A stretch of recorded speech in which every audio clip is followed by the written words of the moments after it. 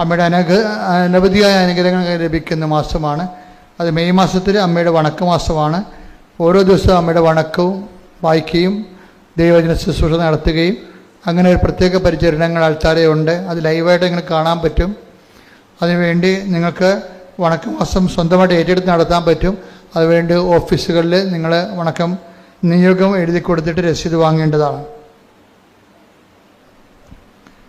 കൃപാസനത്തിലെ സന്യസ്തരായിട്ടും ശുശ്രൂഷ ചെയ്യാൻ ഉദ്ദേശിക്കുന്നവർ, സമർപ്പ ജീവിതം നയിക്കാൻ ഉദ്ദേശിക്കുന്നവരും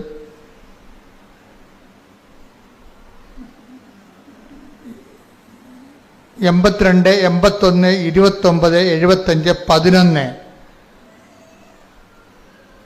നമ്പറിൽ വിളിച്ച് അതിൻ്റെ വിശദവിവരങ്ങൾ അന്വേഷിക്കേണ്ടതാണ്. കൃപാസനത്തിൽ സന്യസ്ത സമർപ്പണ ജീവിതം നയിക്കാൻ ഉദ്ദേശിക്കുന്നവർ, കൃപാസനത്തിൽ പ്രത്യക്ഷപ്പെട്ട പരിശുദ്ധ അമ്മയുടെ പ്രേക്ഷിതയായി ജീവിതം സമർപ്പിക്കാൻ ഉദ്ദേശിക്കുന്നവരുണ്ട്. അവർ ഇത് വാട്സപ്പ് നമ്പറാണ് 82 81 29 75 11. ഇനി ബഹുമാനപ്പെട്ട സിസ്റ്റേഴ്സ്, ലോകത്തിലെല്ലാ കോൺവെന്റിലും ചിലപ്പോൾ ഒരു വർഷത്തിനൊക്കെ പ്രാർത്ഥനാ ജീവിതത്തിന് വേണ്ടി മാറ്റിവെക്കുന്ന സിസ്റ്റേഴ്സുണ്ട്. അവർക്ക് കൃപാസനത്തിൽ വന്നിട്ട് വിജയകരമായ രീതിയിൽ അവിടെ പ്രാർത്ഥനാ ജീവിതം കൊണ്ടുപോകാൻ പറ്റും, ശുശ്രൂഷ ചെയ്യാനും പറ്റും. അതിനവർക്ക് ചാപ്പലുണ്ട്. അവരുടെ കൃപാസനത്തിൻ്റെ കോൺവെൻ്റ് ചാപ്പൽ ഈ ദിവസങ്ങളിൽ ആലപ്പുഴ രൂപതാധ്യക്ഷൻ അഭിനന്ദ ആനാവർമ്മ പിതാവ് വന്ന് വെഞ്ചരിക്കുകയുണ്ടായി. അവരുടെ കൃപാസനം തന്നെ രൂപതയിലെ ജൂബിലി തീർത്ഥാടന കേന്ദ്രമായിട്ട് രൂപത പ്രഖ്യാപിച്ചിരിക്കുകയാണ്. അപ്പോൾ കൃപാസനത്തിൽ വന്ന് രൂപതയുടെ തീർത്ഥാടന കേന്ദ്രം എന്ന രീതിയിൽ ഇവിടെ തീർത്ഥാടനം ചെയ്യുന്നവർക്കും അതനുസരിച്ച് അനുരഞ്ജന ശുശ്രൂഷ സ്വീകരിക്കുന്നവർക്കും അതിൻ്റെ പരിചരണങ്ങൾ ലഭിക്കുന്നവർക്ക് പൂർണ്ണമായ ദണ്ഡവിമോചനം ജൂബിലി വർഷം മാർപ്പാപ്പ കൽപ്പിച്ച് നൽകുന്ന ദണ്ഡവിമോചനം കൃപാസനത്തിൽ ലഭിക്കാനുള്ള സാധ്യത നിങ്ങൾ പ്രയോജനപ്പെടുത്താൻ, തീർത്ഥാടകർ പ്രത്യേകിച്ച്. അതിന് നമ്മൾ കൃപാസനം മിഷൻ സെൻ്റർ എന്നും പറഞ്ഞ് കൃപാസനത്തിന് നേരെ പടിഞ്ഞാറ് വശത്ത് നമ്മുടെ പാർക്കിംഗ് സെൻറ്ററിൽ ഒരു ചാപ്പലും ബാക്കിയുള്ള സൗകര്യങ്ങളും രേഖപ്പെടുത്തിയിട്ടുണ്ട്. അപ്പോൾ ജൂബിലി തീർത്ഥാടനമായിട്ട് വരുന്നവർ ഇവിടെ വന്ന് മാതാവിൻ്റെ അടുത്ത് പ്രാർത്ഥിച്ചിട്ട് അവിടെ പോയി കുമ്പസാരിച്ചിട്ട് അതിൻ്റെ ശുശ്രൂഷകൾ ബഹുമാനപ്പെട്ട അലക്സ് അച്ഛൻ ആണ്, അലക്സ് അച്ഛനാണ് അതിൻ്റെ ചാർജുള്ളത്. കൃപാസനം സ്റ്റാളിലെ നേർച്ച വസ്തുക്കൾ നമുക്കറിയാം. കൃപാസനത്തിൻ്റെ അടിസ്ഥാന ശുശ്രൂഷകൾ വിശ്വാസ പ്രയോഗമാണ്, വിശ്വാസ പ്രഖ്യാപനം. അതുപോലെ തന്നെ പ്രധാനപ്പെട്ടതാണ് പ്രാർത്ഥന, അതുപോലെ തന്നെ പ്രധാനപ്പെട്ടതാണ് വിശ്വാസ പ്രയോഗം. അതിൻ്റെ നേർച്ച വസ്തുക്കളെല്ലാം വെഞ്ചരിച്ചത് കൃപാസനത്തിൻ്റെ ഉള്ളിലാണ് ഉള്ളത്. കാര്യം അത് അത്രയും പരിശുദ്ധമായതുകൊണ്ട് പുറത്ത് കിട്ടത്തില്ല. പിന്നെ ചിലർ കൃപാസനത്തിൻ്റെയാണ് വെഞ്ചരിച്ചാണെന്നൊക്കെ പറഞ്ഞുകൊണ്ട് നേർച്ച വസ്തുക്കളല്ലാത്ത വസ്തുക്കളൊക്കെ വെറും വസ്തുക്കൾ പുറത്ത് കൊടുക്കുന്നുണ്ട്. അതിനെക്കുറിച്ച് നിങ്ങൾ കരുതുണ്ടായിരുന്നു. നിങ്ങൾ വാങ്ങിക്കാതിരിക്കാതെ നിങ്ങളുടെ കാര്യമാണ്. പക്ഷെ അതല്ല, വെഞ്ചരിച്ച വസ്തുക്കൾ കൃപാസനത്തിനകത്ത് മാത്രമേ കിട്ടത്തുള്ളൂ എന്ന് പറയാനുള്ള ബാധ്യത ഞങ്ങൾക്കുണ്ട്. കാര്യം നിങ്ങൾ തെറ്റകപ്പെടാതിരിക്കാൻ വേണ്ടിയാണ്. കൃപാസനം 22 ഭാഷകളിലുണ്ട്. ചൈനീസ് ഭാഷ ഉൾപ്പെടെയാണ്, ജപ്പാൻ ചൈനീസ് ഭാഷ ഉൾപ്പെടെയാണ് ഇപ്പോൾ 22 ഭാഷകളിലേക്ക് കൃപാസനം പത്രം ഉള്ളത്. അത് ആർക്കെങ്കിലും ഇപ്പോൾ അറബികളിലേക്കും അടുത്ത മാസം മുതൽ ചിലപ്പോൾ ദൈവം അനുഗ്രഹിച്ച് പത്രം വരും. അപ്പോൾ എന്തുമാതിരി ലോകത്തിൻ്റെ വ്യാപകമായ രീതിയിൽ മാതാവിൻ്റെ പ്രത്യക്ഷീകരണത്തിൽ നിങ്ങൾക്ക് കൃപാസനത്തിൽ വരുമ്പോൾ എനിക്ക് തോന്നുന്നത് പലപ്പോൾ സിമ്പിളാണ് ശരിക്കും. കാര്യം എന്ന് വെച്ചാൽ കൃപാസനത്തിൽ വരുമ്പോൾ നിങ്ങളുടെ കണ്ണീര് വെപ്പേണ്ടത് അമ്മയുടെ ആവശ്യമാണ്, നമ്മുടെ ആവശ്യം മാത്രമല്ല. കാര്യം അമ്മയുടെ പ്രത്യക്ഷീകരണത്തിൻ്റെ സ്ഥിരീകരണത്തിന് ദൈവം നൽകുന്ന അടയാളമാണ് നിങ്ങൾക്ക് ലഭിക്കുന്ന അനുഗ്രഹം. അതുകൊണ്ട് തന്നെ നിങ്ങളെപ്പോഴും പ്രാർത്ഥിക്കേണ്ടത് അമ്മയുടെ പ്രത്യക്ഷീകരണത്തിൻ്റെ സാക്ഷിയാക്കാൻ എൻ്റെ കുടുംബത്തെയും തിരഞ്ഞെടുക്കണമെന്ന് പ്രാർത്ഥിച്ചാൽ പെട്ടെന്ന് തീരാവുന്ന പ്രശ്നമേ ഉള്ളൂ. ഞങ്ങൾക്ക് എന്നാൽ പാട്ടും പാടി നിൽക്കുന്നത് ഇവിടെ ഒരു ടെൻഷനും ഇല്ലാതെ. കാര്യം എനിക്കറിയാം, ഞാനൊരാളായിട്ട് ഇവിടെ നിന്നാൽ മതി. ചെയ്യേണ്ട കാര്യം എന്താണ്? അമ്മയുടെ പ്രത്യക്ഷീകരണത്തിന് അമ്മ ആൾക്കാർക്ക് അടയാളം നൽകിക്കൊള്ളും.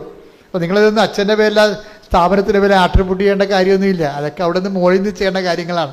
അമ്മയുടെ പ്രത്യക്ഷീകരണം സഭയെ കൊണ്ട് അംഗീകരിപ്പിക്കുകയും ലോകത്തിനെ സന്ദേശം കൈമാറുകയും ചെയ്യേണ്ടത് സ്വർഗത്തിൻ്റെ നടപടിക്രമത്തിൻ്റെ ഭാഗമായിട്ടാണ് ഈ ഉടമ്പടി പ്രാർത്ഥന വന്നിരിക്കുന്നത്. നിങ്ങൾക്ക് അടയാളം ലഭിക്കുന്നത്. അപ്പോൾ ഉടമ്പടി വൃത്തിമനയായിട്ട് ജീവിക്കാൻ വേണ്ടി പ്രത്യേകം ശ്രദ്ധിച്ചാൽ മതി. Thank U.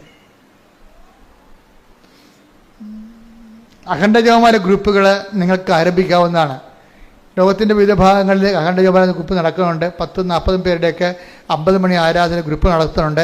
അങ്ങനെ ഒരു ദൈവവിളി നിങ്ങൾക്ക് ഉണ്ടെങ്കിൽ കൂട്ടപ്രാർത്ഥന നടത്താൻ പറ്റും, ഒരുമിച്ച് പ്രാർത്ഥിക്കാനും ഒരുമിച്ച് പ്രവർത്തിക്കാനൊക്കെ പറ്റും. നിങ്ങൾക്ക് ഓഫീസിൽ നിന്ന് അതിൻ്റെ കാര്യവിവരങ്ങളും ജപമാലയും ലഭിക്കുന്നതായിരിക്കും. ഓക്കെ.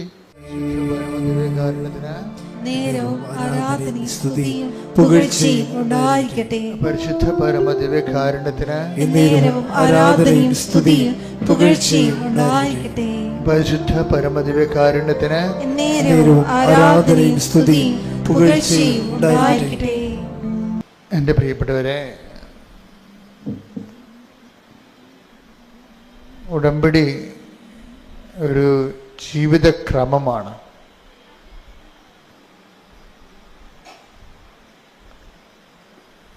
പലപ്പോഴും ഉടമ്പടിയുടെ ഓരോ ദിവസങ്ങളും ഈ സാക്ഷ്യത്തിൻ്റെ അൾത്താരയിൽ നിൽക്കുമ്പോൾ നമ്മളെ വല്ലാത്ത രീതിയിൽ സംഭ്രമിപ്പിക്കും.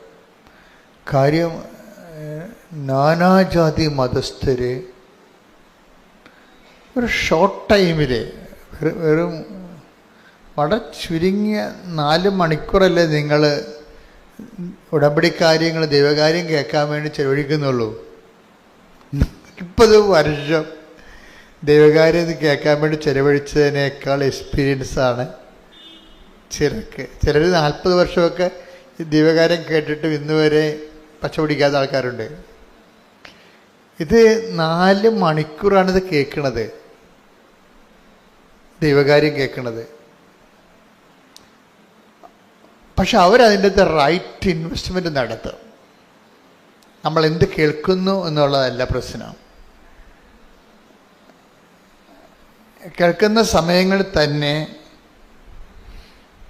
നമ്മൾക്ക് അതിൻ്റെ സംശയങ്ങൾ ഓട്ടോമാറ്റിക്കായിട്ട് നിവാരണം ചെയ്യപ്പെടണം. ഈ ദൈവം നമ്മളെ പഠിപ്പിക്കുന്ന ഒരു രീതിയുണ്ട്. ചിലപ്പോൾ ഞാനായിരിക്കും അവിടെ നിന്നുകൊണ്ട് ഈശോയുടെ നാമത്തിൽ സംസാരിക്കണത്. പക്ഷേ ചിലർ ഇതിൻ്റെ അകത്ത് ഈ അതായത് take the bread of God അവരെല്ലാവരും ദൈവത്താൽ പഠിപ്പിക്കപ്പെടും.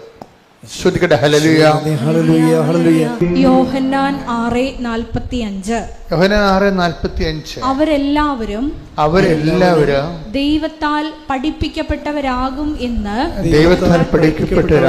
എന്ന് പ്രവാചക ഗ്രന്ഥങ്ങളിൽ എഴുതപ്പെട്ടിരിക്കുന്നു. ഇപ്പൊ എല്ലാവരുമാണ്, അല്ലാതെ കുറച്ച് പേര് സെമിനാരിൽ ചേർന്ന് വൈദിക വിദ്യാർത്ഥികളായിട്ട് കുറേ 10 കൊല്ലം പഠിക്കണ അങ്ങനെയുള്ള കക്ഷികൾ മാത്രമല്ല. ദൈവത്തിൻ്റെ വാക്കുകൾ വളരെ സുതാര്യവും ലളിതവും ഹ്രസ്വവും ആണ്. എന്താണ്? അവരെല്ലാവരും ദൈവവചനം കേൾക്കുന്ന എല്ലാവരും ദൈവത്താൽ പഠിപ്പിക്കപ്പെടാനുള്ള സാധ്യതയുണ്ട്. എപ്പോഴും നമ്മൾ ആ സാധ്യത മനസ്സിലാക്കണം. ഞങ്ങളൊക്കെ വചനം പറയുമ്പോഴും നിങ്ങളൊക്കെ ജോസഫ് വചനമല്ല, ഞാനതിന് ശബ്ദം നൽകുന്ന മാത്രമേ ഉള്ളൂ. ദൈവത്തിൻ്റെ റിട്ടേൺ വേർഡ് ഓഫ് ഗോഡിന് ഞാനൊരു സൗണ്ട് ചെയ്ത് കൊടുക്കും, ഞാൻ ശബ്ദം കൊടുക്കും. എന്നുവെച്ചാൽ നിങ്ങളുടെ കയ്യിലിരിക്കുന്നത് അപ്പാരറ്റസ് ചെവിയല്ലേ അല്ലേ? അപ്പം ചെവിക്ക് പറ്റുന്ന രീതിയിൽ ഞാൻ ഇനി ശബ്ദം കൊടുക്കാൻ, ശബ്ദസംബന്ധമായ കാര്യങ്ങളല്ലേ ചെവി അക്സെപ്റ്റ് ചെയ്യത്തുള്ളൂ. അപ്പോൾ എന്നെ സംബന്ധിച്ചിടത്തോളം ഞാൻ എന്താ ചെയ്യണത്? ദൈവത്തിൻ്റെ വാക്കുകൾ എടുത്തിട്ട് നിങ്ങളുടെ ചെവിക്കും എൻ്റെ ചെവിക്കും പറ്റുന്ന രീതിയിൽ ഞാൻ അതിനെ ശബ്ദം കൊടുക്കും അതിന്. അപ്പം നിങ്ങളത് കേൾക്കുകയാണ് ചെയ്യണത്. അപ്പം ചിലരെന്ത് ചെയ്യും, അത് മനുഷ്യനാൽ പഠിപ്പിക്കുന്ന പോലെയും ആകും, ദൈവത്താൽ പഠിപ്പിക്കുന്ന പോലെയും ആകും. ഇപ്പം നിങ്ങളൊരു 100 പേരുണ്ടെന്ന് വിചാരിച്ചോ, 50 പേർക്ക് ഞാൻ ജോസഫ് അച്ഛൻ പഠിപ്പിച്ച പോലെയാവും, മനുഷ്യൻ പഠിപ്പിച്ച പോലെയാവും. 50 പേർക്ക് ദൈവം പഠിപ്പിച്ച പോലെയാവും. അതെങ്ങനെ അറിയാൻ പറ്റും?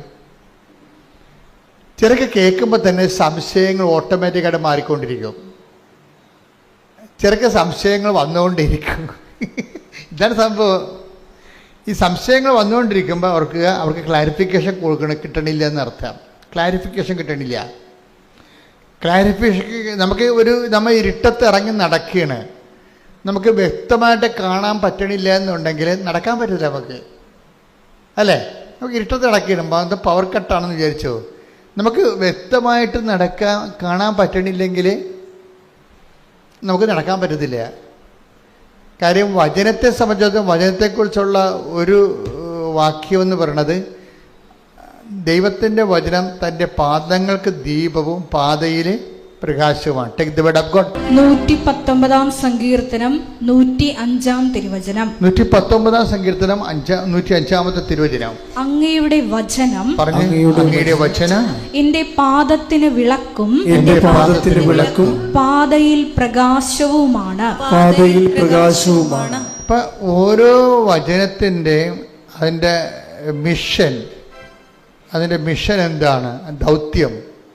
വചനത്തിൻ്റെ ദൗത്യം എന്താണ്? ഓരോ വചനവും അങ്ങയുടെ വചനം എൻ്റെ പാദത്തിന് വിളക്കും, എന്താണ്? പാതയിലെ പ്രകാശവുമാണ്. എന്നുവെച്ചാൽ ഞാൻ നടക്കേണ്ട വഴി നിന്റെ മുഖത്ത് നോക്കി ഞാൻ ഉപദേശിക്കുമെന്ന് പറഞ്ഞ വചനത്തിൻ്റെ കൂടെയാണ് ഇത് പോണത്. Take the word of God. ഞാൻ നടക്കേണ്ട വഴി. ശ്രദ്ധിക്കട്ടെ. ഹല്ലേലൂയ, ഹല്ലേലൂയ, ഹല്ലേലൂയ, ഹല്ലേലൂയ.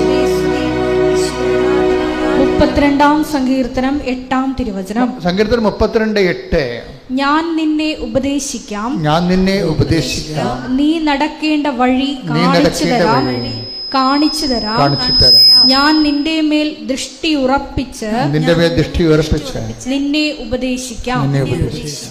ഇപ്പൊ എല്ലാ ഈച്ച് ആൻഡ് എവരി ഡിസിഷന്, തീരുമാനങ്ങൾക്കെല്ലാം കറസ്പോണ്ടിങ് ലൈറ്റ് ഓഫ് വേർഡ് ഉണ്ട്. പ്രകാശത്തിൻ്റെ വചനങ്ങളുണ്ട്. Light of the world, light of the word, പ്രകാശത്തിൻ്റെ വചനം. അതായത് ഓരോ വിഷയത്തിനും അതിനാവശ്യമായ ലൈറ്റ് കിട്ടണമെന്നുണ്ടെങ്കിൽ അതിൻ്റെ ആവശ്യമായ വചനം നമ്മൾ അറിഞ്ഞിരിക്കണം.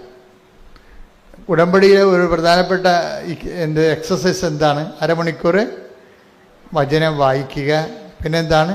ഉടമ്പടി ധ്യാനം എല്ലാ ദിവസവും കൂടുക. ഇപ്പം അഡീഷണലായിട്ട് വെച്ചിരിക്കണത് എന്താണ്? Daily bread. അല്ലാതെ ഉടമ്പടിയുടെ പരിസരങ്ങളെല്ലാം അറിയണമെന്നുണ്ടെങ്കിൽ, ഉടമ്പടി ആക്ടിവേറ്റ് ചെയ്യുന്ന പ്രിൻസിപ്പിൾസ് അറിയണമെന്നുണ്ടെങ്കിൽ ഉടമ്പടി വിഹിതമായ വചനങ്ങൾ അറിയണം നമ്മൾ. ഉടമ്പടി വിഹിതമായ വചനങ്ങളാണ് ഉടമ്പടി ജീവിതത്തിൻ്റെ വെളിച്ചമായിട്ട് വരണത്. നമ്മുടെ ഉടമ്പടി ജീവിത പാതയിൽ വെളിച്ചമായിട്ട് വരണത് ഉടമ്പടി വിഹിതമായ വചനങ്ങളാണ്. അതുകൊണ്ടാണ് അരമണിക്കൂർ വചനം വായിക്കണമെന്ന് പറയുമ്പോൾ ഉടമ്പടി വചനമാണ് നമ്മൾ വായിക്കേണ്ടത്. കഴിഞ്ഞ ദിവസങ്ങളിൽ ഇവിടെ ഒരു കുഞ്ഞൊരു സാക്ഷ്യം പറഞ്ഞു. ഒരു കൊതമംഗലത്ത് ഒരു കൊച്ചുണ്ട്, അവൻ്റെ പേര് ഞാൻ പറഞ്ഞു. അവൻ സാക്ഷ്യം പറഞ്ഞ അവന് ബൈബിൾ അവരുടെ ജില്ലയിൽ ബൈബിൾ ജിസ്മോൻ്റെ സാക്ഷ്യം എന്ന് വെച്ച് കഴിഞ്ഞാൽ അവന് ബൈബിൾ ക്വിസാണ്. അവനെന്താ ചെയ്യണത്? അവൻ രാവിലെ എഴുന്നേറ്റിട്ട് ഡെയിലി ബ്രെഡ് കേൾക്കും. എന്നിട്ട് അതിൽ പറയുന്ന വചനങ്ങളെല്ലാം കുറിച്ച് വെക്കും. അത് മാത്രമാണ് അവൻ പഠിച്ചിരിക്കുന്നത്. 2 മാസത്തെ വചനങ്ങൾ ഗൃഹപാഠമായിട്ട് പഠിച്ചു. 102 വചനങ്ങൾ പഠിച്ചു. 302 വചനങ്ങൾ അവൻ പഠിച്ചു. അപ്പോൾ ഭയങ്കര സീരിയസ് ആയിട്ട് എടുക്കുന്ന ആൾക്കാരുണ്ട്. നിങ്ങൾക്ക് പലപ്പോഴും സംഭവിക്കുന്നത്, എനിക്ക് പലപ്പോഴും തോന്നിയിട്ടുള്ളത്, ഉടമ്പടി വളരെ ദൈവികമായ ഒരു സംവിധാനമാണ്.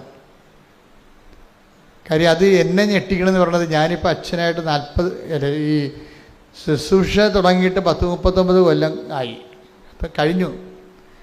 പക്ഷേ ഇങ്ങനെ ജനങ്ങളെ അനുദിനം ഒരുമിച്ച് കൂട്ടുകയും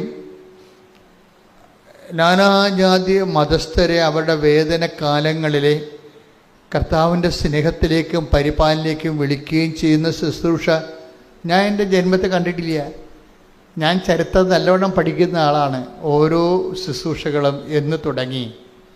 ഇപ്പം നിത്യാരാധന ഇന്ന് 13-ാം നൂറ്റാണ്ടിലാണ് നിത്യാരാധന തുടങ്ങിയത്. 13-ാം നൂറ്റാണ്ട് 700 കൊല്ലമേ ആളെ നിത്യാരാധന തുടങ്ങിയിട്ട്. കുരിശിൻ്റെ വഴി സഭയിലെ ശുശ്രൂഷയാണ്. അതിൻ്റെ തുടങ്ങിയിട്ട് 800 കൊല്ലമായി. 12-ാം നൂറ്റാണ്ടിൽ തുടങ്ങിയതാണ്. ജപമാല 16-ാം നൂറ്റാണ്ടിൽ തുടങ്ങിയതാണ്. പക്ഷേ ഇതെല്ലാം അനുവർത്തിക്കുന്നത് ആരാണ്? Those who are meant. അത് ആരാണ് ഇതോടെ മെൻറ്റ്? കാത്തലിക്സാണ് ശരിക്കും പറഞ്ഞത്. പക്ഷെ ഉടമ്പടി കാലം വന്നപ്പോഴാണ് ക്രിസ്ത്യൻസിന് മൊത്തം CSI, പെന്തക്കോസ്ത്, മാർത്തോമ, ഓർത്തഡോക്സ്, യാക്കോബ, കത്തോലിക്ക, ഇനി നോൺ ക്രിസ്ത്യൻസ് എല്ലാവർക്കും കൂടി ഒരുമിച്ച് കൂടാനും കണ്ണീരിൻ്റെ കാലത്ത് ദൈവത്തിൻ്റെ ആശ്വാസം പ്രാപിക്കാനുള്ള സംവിധാനമായിട്ട് ദൈവം തന്നാണ് ഉടമ്പടി. അതിപ്പോഴേ നമ്മൾ 16 തൊട്ട് 16-ലാണ് ഇത് ആക്ടിവേറ്റ് ആകണത്. 16 തൊട്ട് ഇങ്ങോട്ട് 8 കൊല്ലത്തെ വളർച്ചയിൽ എന്തൊരു വളർച്ചയാണ് ജനങ്ങൾ, എന്തൊരു ദൈവാനുഭവമാണ് ജനതകൾ പ്രാപിച്ചത്. അന്ധകാരത്തിൽ ജീവിച്ചിരുന്ന ഒരു പ്രകാശം കണ്ടു എന്ന് പറഞ്ഞില്ലേ. Take the word of God. ശ്രുതികട ഹല്ലേലൂയ.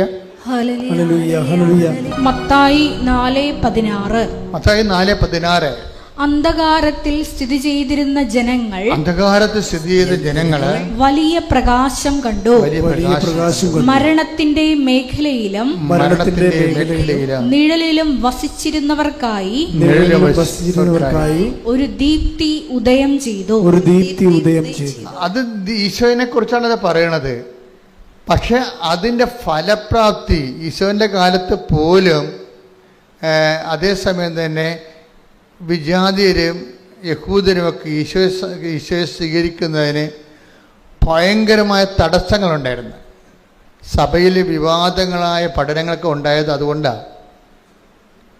ചില യഹൂദന്മാരായിട്ടുള്ള ആൾക്കാർ ക്രിസ്ത്യാനിലേക്ക് വന്നപ്പോൾ ഈ ക്രിസ്ത്യാനിസായിട്ടുള്ള പത്രോസിനെപ്പോലുള്ളവർ പറഞ്ഞു, നിങ്ങൾ ആദ്യം ഈ വിജാതിയരായിട്ടുള്ള ആൾക്കാർ ക്രിസ്ത്യാനിലേക്ക് വന്നപ്പോൾ പത്രോസ് ആദ്യം പറഞ്ഞു, നിങ്ങൾ ആദ്യം യഹൂദരാകണം, പിന്നെ നിങ്ങൾ സർക്കംസിഷനൊക്കെ ചെയ്യണം, ഛേദനാചാരം ചെയ്യണം, എന്നിട്ട് ക്രിസ്ത്യനായിട്ട് ബാപ്റ്റിസ് ചെയ്യാൻ പറ്റത്തുള്ളൂ എന്നൊക്കെ സങ്കീർണങ്ങളായ പഠനങ്ങളൊക്കെ വന്നു. അതിനോട് ബന്ധപ്പെട്ട് ഇതുപോലെ കാഴ്ചപ്പാടുകളുടെ വിഷയമങ്ങൾ കാരണം ഒത്തിരി ആര്യനിസം അങ്ങനെയൊക്കെ കുറേ അധികം പാഷാണ്ഡതകളും സിസ്റ്റമുകളൊക്കെ സഭയിലുണ്ടായി. പിന്നെ സഭയുടെ കുറേ പണി തന്നെ ഇതിന് മറുപടി പറഞ്ഞ് നടക്കുന്നതായിരുന്നു. കുറേ നൂറ്റാണ്ടുകൾ തന്നെ അങ്ങനെ പോയിട്ടുണ്ട്. പക്ഷേ ഉടമ്പടിയെ സംബന്ധിച്ചിടത്തോളം അങ്ങനെ ഒരു വിവാദമില്ല. എന്താണ്? സിമ്പിളാണ്, എല്ലാവർക്കും സിമ്പിളാണ്. ഫസ്റ്റ് ഫ്രഷ് കമേഴ്സിന് വരെ എന്താണ്, വേറെ ഒന്നുമില്ല, അവൻ പറയണ പോലെ ചെയ്യുക, അത്രയേ ഉള്ളൂ. വീഞ്ഞില്ല, വെള്ളമില്ല, ജോലിയില്ല, ജീവിതമില്ല എന്നൊക്കെ പറയുമ്പോൾ ആർക്ക് വേണമെങ്കിലും ജീവിതം തിരിച്ചു പിടിക്കാം. എത്ര സാമ്പത്തികമായ ബാധ്യതകൾ കിടന്നവരും രോഗമൂർച്ഛയിൽ കിടക്കുന്നവർക്കും ആരോഗ്യത്തേക്ക് തിരിച്ചു വരാം. സിമ്പിളായിട്ടൊരു കാര്യം ചെയ്താൽ മതി. എന്താണ്? സുവിശേഷവിഹിതമായി ജീവിതം പുനഃക്രമീകരിക്കണം. നിങ്ങൾ നിങ്ങളുടെ മതത്തിൽ തുടരുകയോ അല്ലെങ്കിൽ നിങ്ങളുടെ സംസ്കാരം തുടരുകയോ അതൊന്നും ഉടമ്പടി അവിടെ വന്ന് ആരെയും ഡിസ്റ്റർബ് ചെയ്യത്തില്ല. നിങ്ങളോട് എന്താ പറയണത്? നിങ്ങൾ ക്രിസ്തുവിൻ്റെ ഈ ഉടമ്പടിയിലാണ് നിങ്ങൾ ആശ്രയിക്കുന്നുണ്ടെങ്കിൽ അതിൻ്റെ അവലംബം എന്ന് പറയുന്നത് ക്രിസ്തുവിൻ്റെ വചനങ്ങളാണ്. അത്രേ ഉള്ളൂ, സിമ്പിളാണ്. ഉടമ്പടിയിലാണ് നിങ്ങൾ ആശ്രയിക്കണമെന്നുണ്ടെങ്കിൽ അതിൻ്റെ അവലംബങ്ങൾ ക്രിസ്തുവിൻ്റെ വചനങ്ങളാണ്. അത് അനുസരിച്ച് ചെയ്യുമ്പോൾ പിന്നെ എല്ലാം ദൈവത്തിൻ്റെ വാഗ്ദാന പ്രകാരമാണ് നടക്കുന്നത്, അല്ലാതെ സഭയുടെ പഠനങ്ങളനുസരിച്ചല്ല. അതായത് വ്യത്യാസം അതാണ്. അതുകൊണ്ടാണ് ഞാൻ നോൺ ക്രിസ്ത്യൻസിനെ ഡിസ്റ്റർബ് ചെയ്യാത്തതിൻ്റെ കാരണം. നിങ്ങൾക്കുണ്ടാകുന്ന ദൈവാനുഭവങ്ങൾ, ഇപ്പം ഞങ്ങൾക്ക് കാത്തലിക്സ് സഭയുടെ പഠനങ്ങൾക്കാണ് പ്രധാനം. ദൈവവചനം പോലെ പ്രാധാന്യമാണ് സഭയുടെ പഠനങ്ങൾക്കും. കാര്യം ഞങ്ങൾക്ക് അതിൻ്റെ ആ മേഖലയിൽ ഞങ്ങൾക്ക് കൂടുതൽ ബോധ്യങ്ങൾ തന്നിട്ടുണ്ട് സഭ. നിങ്ങളെ സംബന്ധിച്ചിടത്തോളം നിങ്ങളെ ഫ്രഷ് കമേഴ്സാണ് വരണത്. നിങ്ങളെ സംബന്ധിച്ചിടത്തോളം എന്താ സംഭവം? നിങ്ങളുടെ ആധാരങ്ങൾ എന്താണ്? വചനമാണ് നിങ്ങളുടെ ആധാരം. നിങ്ങളുടെ അവലംബം എന്താണ്? ആ വചനം അവൻ പറയണ പോലെ ചെയ്യുന്നതാണ്. അപ്പം നിങ്ങളുടെ റിസ്ക് തീർന്ന്, നിങ്ങൾക്ക് കടമാണ്, രോഗമാണ്, നിങ്ങളുടെ ജീവിതത്തിൽ സമാധാനമില്ല, നിങ്ങളതിൻ്റെ അകത്ത് ആശ്രയം വെച്ചിരിക്കുന്നത് ഉടമ്പടിയാണ്. ഉടമ്പടി അവലംബങ്ങളെന്ന് പറയുന്നത് കർത്താവിൻ്റെ വചനങ്ങളാണ്. അപ്പോൾ അതുകൊണ്ട് അവൻ പറയണ പോലെ ചെയ്തുകൊണ്ട് ദൈവസ്നേഹത്തോടെ മുന്നേറുന്നവരെ നിങ്ങൾക്കറിയാമല്ലോ. വാഗ്ദാനത്തിൻ്റെ ഏറ്റവും വലിയ വാഗ്ദാനത്തിൽ 100% അടിസ്ഥാനപ്പെടുത്തിയുള്ള ഒരുപക്ഷെ ഏക ആധ്യാത്മിക പരിചരണമാണ് ഈ ഉടമ്പടി. എന്താ കാര്യം? ഉടമ്പടി അവലംബപ്പെടുത്തിക്കുന്നത് അതിൻ്റെ അടിസ്ഥാനം എന്താണ്? ദൈവത്തിൻ്റെ വാഗ്ദാനമാണ്. വാഗ്ദാനം എന്തുമാത്രമാണെന്നാണ് വിചാരിക്കണത്? അതായത് 8850 വാഗ്ദാനങ്ങളുണ്ട്. ഈ വാഗ്ദാനങ്ങളിലാണ് ഉടമ്പടി വർക്ക് ചെയ്യണത്, അല്ലാതെ മറ്റ് പഠനങ്ങളിലല്ല. അതാണ് എൻ്റെ അക്രൈസ്തവരുടെ ഏറ്റവും വലിയ ഗുണം. അതാണ്. എന്നൊക്കെ അവരെ സംബന്ധിച്ചിടത്തോളം ദൈവം ഉടമ്പടി വർക്ക് ചെയ്യണത് സഭാ പഠനങ്ങളെ അടിസ്ഥാനപ്പെടുത്തിയല്ല. എന്താണ് ഉടമ്പടി വർക്ക് ചെയ്യണത്? അക്രൈസ്തവർക്ക് ഉടമ്പടി വർക്ക് ചെയ്യണത് ദൈവത്തിൻ്റെ വാഗ്ദാനങ്ങളെ അടിസ്ഥാനപ്പെടുത്തിയാണ്. ദൈവം വാഗ്ദാനങ്ങൾ വിശ്വസ്തനാണ്. അതുകൊണ്ടാണ് നിങ്ങൾ അവിശ്വസ്തരായിരുന്നാലും അവൻ വിശ്വസ്തനായിരിക്കും. അയ്യോ ബൈബിളിൽ ടേക്ക് ദ ബെഡപ്പൺ സ്തുതിക്കട്ടെ. ഹല്ലേലൂയ. തിമോത്തിയോസ് 2:13. 2 തിമോത്തി 2:13. നാം അവിശ്വസ്തരായിരുന്നാലും അവൻ വിശ്വസ്തനായിരിക്കും. എന്തെന്നാൽ തന്നെ തന്നെ നിഷേധിക്കുക അവന് സാധ്യമല്ല. ഒരു ഭയങ്കര ഓപ്പൺ എന്താ മാർക്കറ്റ് എന്ന് പറഞ്ഞ പോലെയാണ്. അതായത് ഇത് മൊണോപ്പൊളി ഇല്ല ഇതിൻ്റെ അകത്ത്. Open market. മറ്റേത് റിസർവ്ഡ് ഇല്ല, ആർക്കെങ്കിലും വേണ്ടി റിസർവ് ചെയ്തിരിക്കണമല്ല. ഇപ്പം കൃപ റിസർവേഷനിലുള്ളതാണ്. പക്ഷേ ഉടമ്പടിയെ സംബന്ധിച്ചിടത്തോളം നിത്യരക്ഷയ്ക്ക് ആവശ്യമായ കൃപ കൗതാശികമായി റിസർവ്ഡാണ് നിത്യജീവനെ സംബന്ധിച്ചിടത്തോളം. പക്ഷേ അതിൻ്റെ തീരുമാനങ്ങളൊക്കെ അന്ത്യ തീരുമാനങ്ങൾ എടുക്കണത്, അക്രൈസ്തവരെ കുറിച്ചുള്ള അന്ത്യ തീരുമാനം എടുക്കുന്നത് ആരാണ്? ദൈവമാണ് തീരുമാനം എടുക്കുന്നത്. അതെവിടെ നിന്നാണ് ആ തീരുമാനം വരണത്? നിങ്ങളുടെ ആത്മാർത്ഥതയിലൂടെയാണ് തീരുമാനം കയറുന്നത്. നിങ്ങളുടെ ഓരോ വ്യക്തികളും ക്രിസ്തുവിനോട് ഇപ്പോൾ വിഷയബന്ധിയായിട്ട് നിങ്ങൾക്ക് ഉടമ്പടി എടുക്കാം, വ്യക്തിബന്ധിയായിട്ട് ഉടമ്പടി എടുക്കാം. ഞാൻ ആദ്യം പറഞ്ഞ ഭാഗങ്ങളെല്ലാം വിഷയബന്ധിയായിട്ട് ഉടമ്പടി എടുക്കുന്ന തുടക്കക്കാരെക്കുറിച്ചാണ് പറഞ്ഞിരിക്കുന്നത്. അക്രൈസ്തവരിൽ നിന്ന് വരുന്ന തുടക്കക്കാരില്ലേ, അവർ ചെയ്യണത് വിഷയബന്ധിയായിട്ടാണ് ഉടമ്പടി എടുക്കണം. അവർക്ക് IELTS പാസ്സാകണം, അവരുടെ വസ്തു വിൽക്കണം, കടങ്ങൾ മാറണം, വിഷയബന്ധിയാണ്. ഉടമ്പടിയുടെ ആദ്യ പ്രൈമറി ഭാഗങ്ങളെല്ലാം വിഷയബന്ധിയാണ്. ഉടമ്പടി കുറച്ചുകൂടി മച്ചുറായി കഴിയുമ്പോൾ, ഉടമ്പടി ജീവിതമാണല്ലോ, അത് വ്യക്തിബന്ധിയായിട്ട് മാറും. അത് ഓപ്ഷനിലാണ്. ഞങ്ങളാരും നിങ്ങളോട് വ്യക്തിബന്ധിയാകണമെന്ന് നിർബന്ധിക്കുകയോ നിർബന്ധപൂർവ്വം നിങ്ങളെ മതം മാറ്റുകയോ അങ്ങനെ വിഷയം വരെ ചെയ്തിട്ടുണ്ടോ? എന്നെ ഒരിക്കലും ചെയ്യത്തില്ല. അത് ദൈവം അവനവന് കൊടുക്കുന്ന കൃപയുടെ അടിസ്ഥാനത്തിലായിരിക്കും. അത് അവനവൻ ദൈവത്തോട് കാണിക്കുന്ന ആത്മാർത്ഥയുടെ അടിസ്ഥാനത്തിലായിരിക്കും. ചിലർ വസ്തുവിന് മാത്രം ദൈവത്തിൽ ആശ്രയിക്കും, ചിലർ വ്യക്തിക്ക് വേണ്ടി ദൈവത്തിൽ ആശ്രയിക്കും. അത് അവരുടെ വിഷയങ്ങളാണ്. സ്തുതിക്കട്ടെ. ഹല്ലേലൂയ. എൻ്റെ മക്കളോട് പറഞ്ഞിരിക്കണ എന്താണ്? ഉടമ്പടി എന്ന് പറയണത് ബേസിക്കായിട്ട് അതിൻ്റെ ബേസ്മെൻ്റ് എന്ന് പറയണത് ആധാരം. ഇപ്പം നമ്മുടെ സ്ഥലത്തിനൊക്കെ ഇത് എൻ്റെ സ്ഥലമാണെന്ന് പറഞ്ഞാൽ ഉടനെ ചോദ്യം എന്താണ്? എന്ത് ആധാരമെന്ന് ചോദിക്കും. എന്താണ് അതിന്? സ്ഥലത്തിന് നമ്മൾ ആധാരം എന്നാണ് പറയണത്. ഇപ്പം നിങ്ങൾ ഇന്ത്യൻ പൗരനാണെന്ന് പറഞ്ഞാൽ എന്താണ് ആധാരം? അതിനാണ് ആധാർ കാർഡ് എന്ന് പറയണത്. ബേസ്മെൻ്റ് എന്താണ്? അതിൻ്റെ അടിസ്ഥാനം എന്താ? നിങ്ങൾ ഇന്ത്യക്കാരനാണ്, അടിസ്ഥാനം എന്താണ്? കാർഡ് കാണിക്കാം, നമുക്ക് ആധാർ കാർഡ് കാണിക്കാം. അതുപോലെ തന്നെ ഇതുപോലെ തന്നെ സ്ഥലം, നിങ്ങളുടെ സ്ഥലമാണിത് എന്ന് പറഞ്ഞു കഴിഞ്ഞാൽ ആധാരം. അപ്പോൾ നമുക്ക് ആധാരം ഉണ്ട് അതിന്. ഉടമ്പടി ആധാരം എന്താ? ഉടമ്പടി ആധാരം എന്ത്? നിങ്ങൾ ഉടമ്പടി ചെയ്തിട്ടില്ലേ ദൈവമായിട്ട്? അപ്പോൾ അതിൻ്റെ ആധാരം എന്താ? ദൈവത്തിൻ്റെ വാഗ്ദാനമാണ്. ആ വാഗ്ദാനം നിങ്ങൾ പ്രാപിക്കണമെന്നുള്ളതിന് നിർബന്ധം എന്താ? ഞാൻ ആ വാഗ്ദാനത്തിന് പറ്റുന്ന രീതിയിൽ അതിൻ്റെ നിബന്ധനകളെ പാലിക്കുന്നുണ്ട്. അതാണ് സംഭവം. സിമ്പിളല്ലേ? ദൈവത്തിൻ്റെ വാഗ്ദാനങ്ങളുണ്ട്. ഓക്കെ, നിങ്ങളുടെ ഉടമ്പടി അവലംബം എന്താ? അത് ദൈവത്തിൻ്റെ വാഗ്ദാനമാണ്. ദൈവത്തിൻ്റെ വാഗ്ദാനം നിങ്ങൾക്ക് കിട്ടണമെന്ന് എന്താ നിർബന്ധം? അതേ, ഞാൻ നിബന്ധനകൾ പാലിക്കുന്നുണ്ട്. അതാണ് വിഷയം. അച്ഛാൽ നിബന്ധനകൾ പാലിച്ചാൽ വാഗ്ദാനം പ്രാപിക്കാൻ പറ്റുമെന്നും ദൈവത്തിൻ്റെ വാഗ്ദാനമാണ്. ശ്രുതിക്കട്ടെ. ഹല്ലേലൂയ.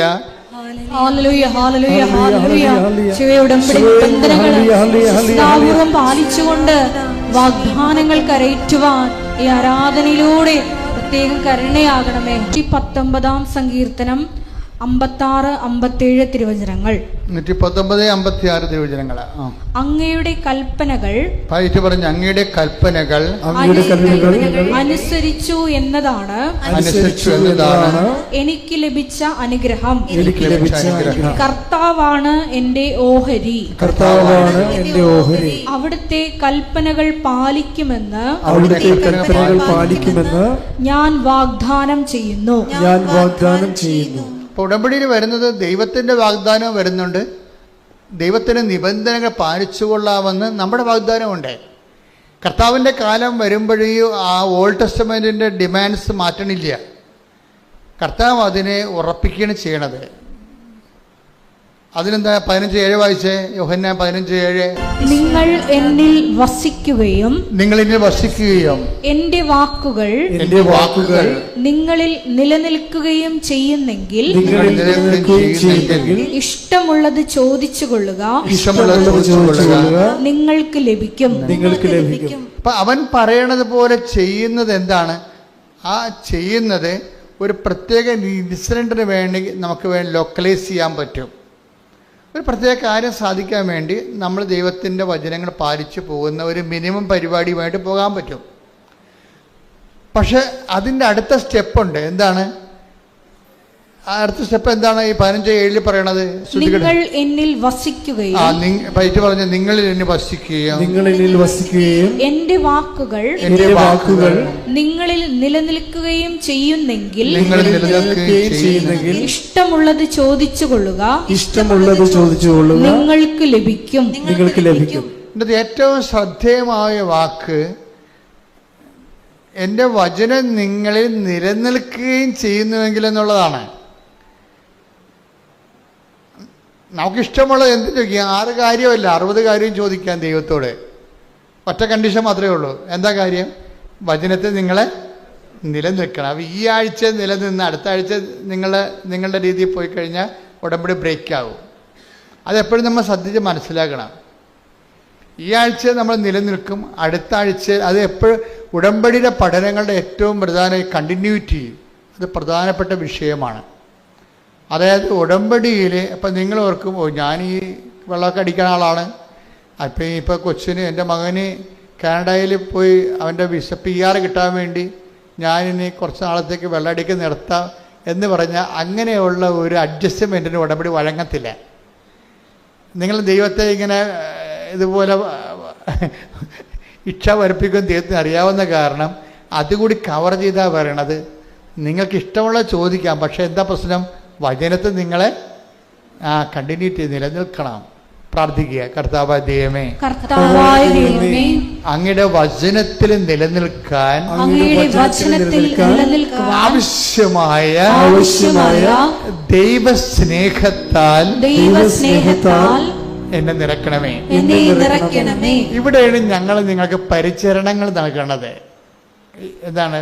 ഓരോ തരത്തിലുള്ള ഗൃഹപാഠങ്ങൾ നൽകും ഇല്ലേ? പത്രം കൊടുക്കാൻ പറയും, രോഗികളെ പോയി കാണാൻ പറയും. അതെന്തിനാണ് ഗൃഹപാഠങ്ങൾ നൽകണത്?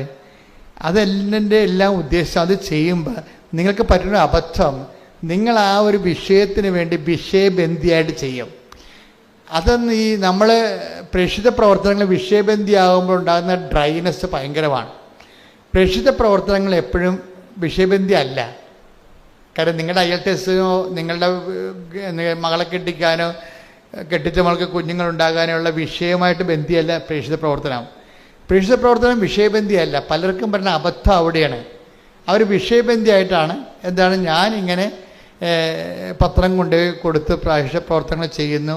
എനിക്ക് അതെന്താ ഉദ്ദേശിക്കണം? അവർക്ക് PR കിട്ടണം, അല്ലെങ്കിൽ അവരുടെ വസ്തു വിറ്റ് കിട്ടണം, അല്ലെങ്കിൽ അവർക്ക് വീട് വെക്കണം, അതിനു വേണ്ടി അവർ ചെയ്യണം. അപ്പോൾ പ്രേക്ഷിത പ്രവർത്തനം വിഷയബന്ധിയായി പോകും. അപ്പോഴേ ഡ്രൈ വരും. എന്താ ചെയ്യേണ്ടത്? പ്രേക്ഷിത പ്രവർത്തനം എന്ത് ചെയ്യണം? വ്യക്തിബന്ധിയായിരിക്കണം. അതെപ്പോഴും നമ്മൾ ശ്രദ്ധിക്കണം. പ്രേക്ഷിത പ്രവർത്തനം ഉടമ്പടി തെറ്റുവരാൻ സാധ്യതയുള്ള അതിനാണ്. പ്രേക്ഷിത പ്രവർത്തനങ്ങൾ വ്യക്തിബന്ധിയായിരിക്കണം. എന്താ കാര്യം? കർത്താവിൻ്റെ കൽപ്പനയാണ് ഇതെല്ലാം എങ്കിലും ആ കൽപ്പന പാലിക്കണത് ഒരു വിഷയത്തെ അടിസ്ഥാനപ്പെടുത്തിയല്ല, വ്യക്തിയെ അടിസ്ഥാനപ്പെടുത്തിയാണ്. അതാണ് ഈശോ പറഞ്ഞത്, എന്നെ സ്നേഹിക്കുന്നവനാണ് എൻ്റെ കൽപ്പന. അതാണ് വിഷയം. യോഹന്നാൻ 14:23. യോഹന്നാൻ 14:23. എന്നെ സ്നേഹിക്കുന്നവൻ എന്റെ വചനം പാലിക്കും. അപ്പോൾ എന്റെ പിതാവ് അവനെ സ്നേഹിക്കുകയും ഞങ്ങൾ അവന്റെ അടുത്ത് വന്ന് അവനിൽ വാസമുറപ്പിക്കുകയും ചെയ്യും. അപ്പോൾ ആരാണ് അവൻ പറയണ പോലെ ചെയ്യാൻ പറയുമ്പോഴേ ആരാണ് അവൻ പറയണ പോലെ ചെയ്യണത്? എന്നെ സ്നേഹിക്കുന്നവനാണ്. യോഹന്നാൻ 14:23 ഇതിന്റെ ഫണ്ടമെന്റൽ വചനമാണ്. എന്താ കാര്യം പറഞ്ഞേ? എന്നെ സ്നേഹിക്കുന്നവൻ എന്നെ സ്നേഹിക്കുന്നവൻ എന്റെ വചനം പാലിക്കും. അപ്പോൾ എന്റെ പിതാവ് അവനെ സ്നേഹിക്കുകയും ഞങ്ങൾ അവന്റെ അടുത്ത് വന്ന് അവനിൽ വാസമുറപ്പിക്കുകയും ചെയ്യും. അപ്പോഴേ ഉടമ്പടി അവൻ പറയണ പോലെ ചെയ്യുന്നതാണെങ്കിലും ഈ അവൻ പറയുന്ന പോലെ ചെയ്യുന്ന ആ ചെയ്ത്തില്ലേ, ആ കർമ്മം അടിസ്ഥാനപ്പെടുത്തിയിരിക്കേണ്ടത് വിഷയബന്ധിയായിട്ടല്ല. ആ കർമ്മം നിങ്ങൾ ചെയ്യുന്നത് കൊണ്ട് നിങ്ങൾക്ക് ആ വിഷയം സാധിക്കണമെന്നുള്ളതിനെ നേരിട്ട് ബന്ധപ്പെടുന്നില്ല. അവൻ പറയുന്ന പോലെ ചെയ്യുന്നതിൻ്റെ ബേസ്മെൻറ്റ് എന്താണ്? എന്നെ സ്നേഹിക്കുന്നവനെന്നാണ് കിടക്കുന്നത്. അവൻ പറയുന്ന പോലെ ചെയ്യണത് ആരാണ്? ദൈവത്തെ സ്നേഹിക്കുന്നവനാണ്. അപ്പം ആദ്യം വേണ്ടത് എന്താണ്? ദൈവസ്നേഹമാണ് വേണ്ടത്. അതാണ് വിഷയം. അതെപ്പോഴും ഓർത്തേക്കണം കേട്ടോ. പ്രേക്ഷിത പ്രവർത്തനം ചെയ്യുമ്പോൾ ആദ്യം ഓർക്കണം. പ്രേക്ഷിത പ്രവർത്തനം ചെയ്യുമ്പോൾ നിങ്ങൾ ഉടനെ വന്ന് കമ്പ്യൂട്ടർ ഓൺ ചെയ്ത് ഓഫർ ലെറ്റർ വന്നാന്നല്ല നോക്കേണ്ടത്. നിങ്ങൾ ആദ്യം നോക്കേണ്ടത് ഞാനീ ചെയ്യണത് ഔട്ട് ഓഫ് ലവ് ആണോ, ദൈവസ്നേഹത്തോടെയാണോ? എന്താ കാര്യം വെച്ച് കഴിഞ്ഞാൽ ഈ ദൈവസ്നേഹത്തോട് ചെയ്തു കഴിഞ്ഞാലുള്ള ഗുണമെന്ന് വെച്ച് കഴിഞ്ഞാൽ അവിടെ ക്യാഷ് ആൻഡ് കൈൻഡ് ആയിട്ടുള്ള അനുഗ്രഹം വരണത് വൈ ദ വെരി പ്രസൻസ് ആയിട്ടാണ് വരണത്. ഇപ്പം നിങ്ങൾക്ക് മഴവില്ല് കാണണം, നിങ്ങൾക്ക് മുല്ലപ്പൂവിൻ്റെ സുഗന്ധം കേൾക്കണം എന്നൊക്കെ ആർക്കാണ് കൊതിയില്ലാത്തത്? അതെല്ലാം പ്രസൻസിൻ്റെ ഇഫക്റ്റാണ്. ജോൺ പോൾ മാർപ്പാപ്പ സ്വപ്നത്തിൽ പ്രത്യക്ഷപ്പെട്ടു, ജോസഫ് അച്ഛൻ പ്രത്യക്ഷപ്പെട്ടു എന്നൊക്കെ പറഞ്ഞ ആൾക്കാർ പറയുന്നില്ലേ? അതെല്ലാം ദൈവത്തിൻ്റെ പരിപാലനയുടെ രീതിയിലുള്ള ഓരോ പ്രസൻസാണ്. പക്ഷേ ഈ പ്രസൻസിലേക്ക് വരണത് എങ്ങനെയാണ്? അതായത് ആ 14:26 തന്നെ അതിൻ്റെ വചനം. അതായത് നിങ്ങൾ എന്നെ സ്നേഹിക്കുകയും പറഞ്ഞേ, നിങ്ങൾ എന്നെ സ്നേഹിക്കുകയും അതുവഴി എന്റെ വചനങ്ങൾ പാലിക്കുകയും ചെയ്യുമ്പോൾ ഞങ്ങൾ വന്ന് നിങ്ങളിൽ വാസമുറപ്പിക്കും. അതാണ് പ്രസൻസ് എന്ന് പറയുന്നത്. ഉടമ്പടിയിൽ പ്രസൻസ്. നിങ്ങൾക്ക് വേണമെങ്കിൽ എങ്ങനെ വേണമെങ്കിലും മുല്ലപ്പൂവിൻ്റെ സുഗന്ധം കേൾക്കുകയോ മഴവില്ല് കാണുകയോ സ്വപ്നം കാണുകയോ ദർശനം കിട്ടുകയോ ചെയ്യും. ചെയ്യണമെന്നുണ്ടെങ്കിൽ പ്രസൻസിൻ്റെ ഫോർമുല കറക്റ്റ് ചെയ്യണം. വചനം ഒന്നിന് വായിച്ചേ. എന്നെ സ്നേഹിക്കുന്നവൻ എന്റെ വചനം പാലിക്കും. അപ്പോൾ എന്റെ പിതാവ് അവനെ സ്നേഹിക്കുകയും ഞങ്ങൾ അവന്റെ അടുത്ത് വന്ന് അവനിൽ വാസമുറപ്പിക്കുകയും ചെയ്യും. അതാണ് സാന്നിധ്യം എന്ന് പറയണത്. ഇപ്പം അവനെ സ്നേഹിക്കുമ്പോൾ ഉണ്ടാകുന്ന പ്രശ്നമെന്ന് പറയണത് നമുക്ക് ഒരിക്കലും ദൈവത്തെയും മാമോനെയും ഒരുമിച്ച് സ്നേഹിക്കാൻ പറ്റത്തില്ല. അവിടെയാണ് ഒരു വഴിപിരിയൽ വരണത്. അവിടെ വെച്ച് വഴിപിരിയും. നമുക്ക് ക്രിസ്തുവിനെ സ്നേഹിക്കാമെന്ന് പറഞ്ഞിട്ട് പിശാച കയ്യെ പിടിച്ച് നടക്കാൻ പറ്റത്തില്ല. വീട്ടിലെ അവിടെയാണ് നമ്മൾ ശ്രദ്ധിക്കേണ്ടത്. Take the word of God. ദൈവത്തെയും മാമോനെയും ശ്രദ്ധിക്കട്ടെ. മത്തായി 6:24. മത്തായി 6:24. 2 യജമാനന്മാരെ സേവിക്കാൻ കിടക്കണ ചട്ടിക്കലോ പ്രശ്നം. 2 യജമാനന്മാരെ സേവിക്കാൻ ആർക്കും സാധിക്കുകയില്ല. ഒന്നുകിൽ ഒരുവനെ ദ്വേഷിക്കുകയും അപരനെ സ്നേഹിക്കുകയും ചെയ്യും. അല്ലെങ്കിൽ ഒരുവനെ ബഹുമാനിക്കുകയും അപരനെ നിന്ദിക്കുകയും ചെയ്യും. ദൈവത്തെയും മാമോനെയും സേവിക്കാൻ നിങ്ങൾക്ക് സാധിക്കുകയില്ല. ഇത് സോപ്പിട്ട് അഡ്ജസ്റ്റ്മെന്റ് നിങ്ങളെ മയക്കി നിങ്ങളെ കാര്യങ്ങൾ പറയണമെന്നില്ല. കറക്റ്റ് ഡയറക്റ്റാണ്. ഇതിൻ്റെ അകത്തൊരു അഡ്ജസ്റ്റ്മെൻറ്റും ഇല്ല. കർത്താവ് പച്ചക്ക് കാര്യം പറഞ്ഞേക്കുകയാണ്. ദൈവത്തെയും മാമോനെയും ഒരുമിച്ച് സേവിക്കുക. 2 അധികാര സാധ്യതയില്ല. നിങ്ങളുടെ ശക്തിയുടെ സങ്കല്പങ്ങളിൽ ക്രിസ്തു അല്ലാതെ വേറൊരു ശക്തി സങ്കല്പം വന്നാൽ ഉടമ്പടി വർക്കൗട്ട് ചെയ്യത്തില്ല. അതിനകത്ത് വേറെ ചാൻസ് ഇല്ല. ഇതിനെക്കുറിച്ചൊക്കെ നമുക്ക് വ്യക്തമായ ബോധം ഉണ്ടാകണം. ഈ വിഷയത്തിലെല്ലാം കൃത്യമായ ബോധമാണ്. എന്താ കാര്യം? അതായത് സുവിശേഷ വിഹിതമായിട്ടാണ് ജീവിതം പുനഃക്രമീകരിക്കുമ്പോൾ സ്വാഭാവികമായിട്ടും ഇത് ക്രിസ്തു അവലംബിയാണ്, നോ ഡൗട്ട്. ആ ക്രിസ്തു അവലംബി ആയതുകൊണ്ട് തന്നെ നിന്റെ പാപത്തിന് പരിഹാരമായി മരിച്ച വേറെ ഒരാൾ ക്ലെയിം ചെയ്യുന്നില്ല ഈ ലോകത്ത്. അതാണ് എൻ്റെ വിഷയം. ഞാൻ നിനക്ക് പകരക്കാരനായിട്ടാണ് മരിച്ചത്. നിന്റെ പാപത്തിൽ ഇപ്പം ഞാൻ പോകുന്നില്ലെങ്കിൽ, നിങ്ങളുടെ പാപത്തിൽ ഞാൻ പോകുന്നു, നിങ്ങളുടെ പാപത്തിൽ നിങ്ങൾ മരിക്കും. യോഹന്നാൻ 8:21.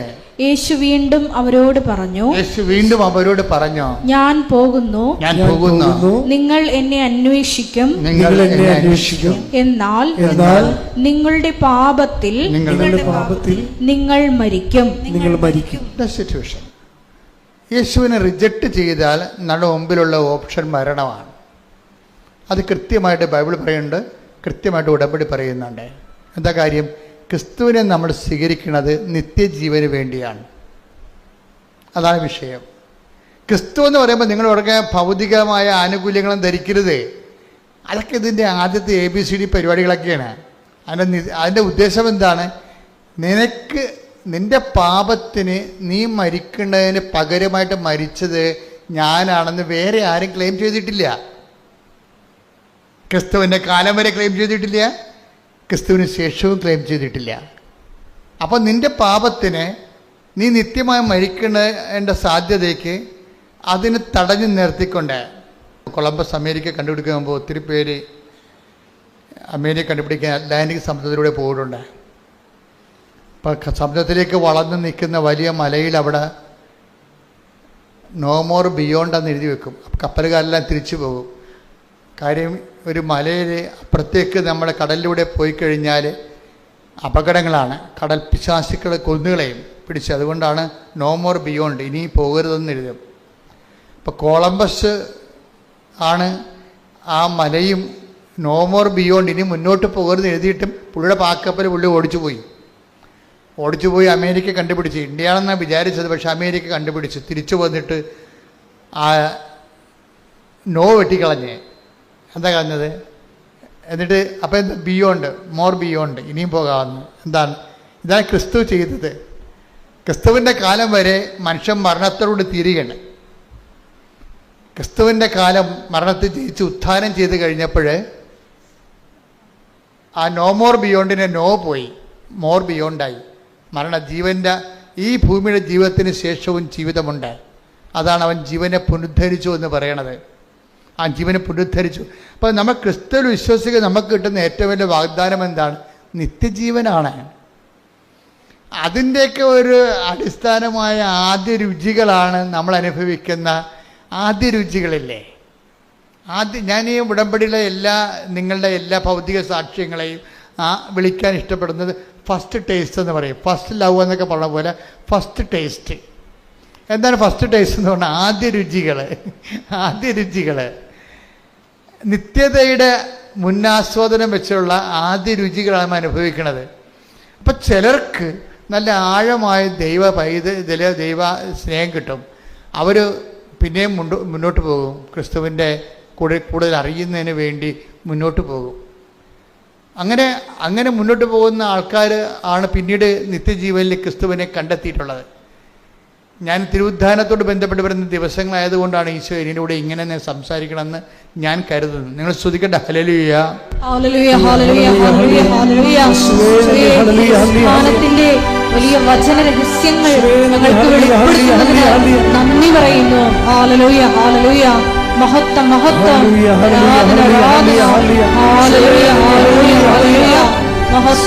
എപ്പോഴും ശ്രദ്ധിക്കേണ്ട കാര്യം, നിങ്ങൾ ഈ ഉടമ്പടിയിൽ വെക്കുമ്പോൾ നിങ്ങൾ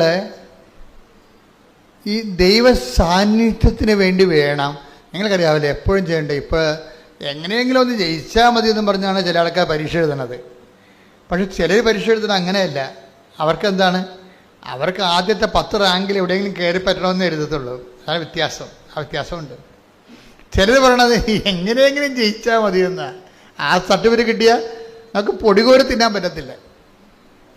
നിങ്ങൾ എന്തെങ്കിലും കാര്യങ്ങൾ ഭൂമിയിലുള്ള കാര്യം നടന്നാൽ മാത്രം മതിയെന്ന് പറഞ്ഞ് ഉടമ്പടി വെക്കാം നിങ്ങൾക്ക്. പക്ഷെ അതേസമയം തന്നെ ആദ്യത്തെ 10 റാങ്കിൽ ഒരാളായിട്ട് കയറി പറ്റണമെന്നും പറഞ്ഞ് ഉടമ്പടി വെക്കാം. അത് സാന്നിധ്യത്തിൻ്റെതാണ്. ഡിസ്റ്റിങ്ഷൻ കഴിഞ്ഞ് മുകളിലോട്ട് വരണതെല്ലാം എൻ്റെ റാങ്ക് സാന്നിധ്യത്തിൻ്റെതാണ്.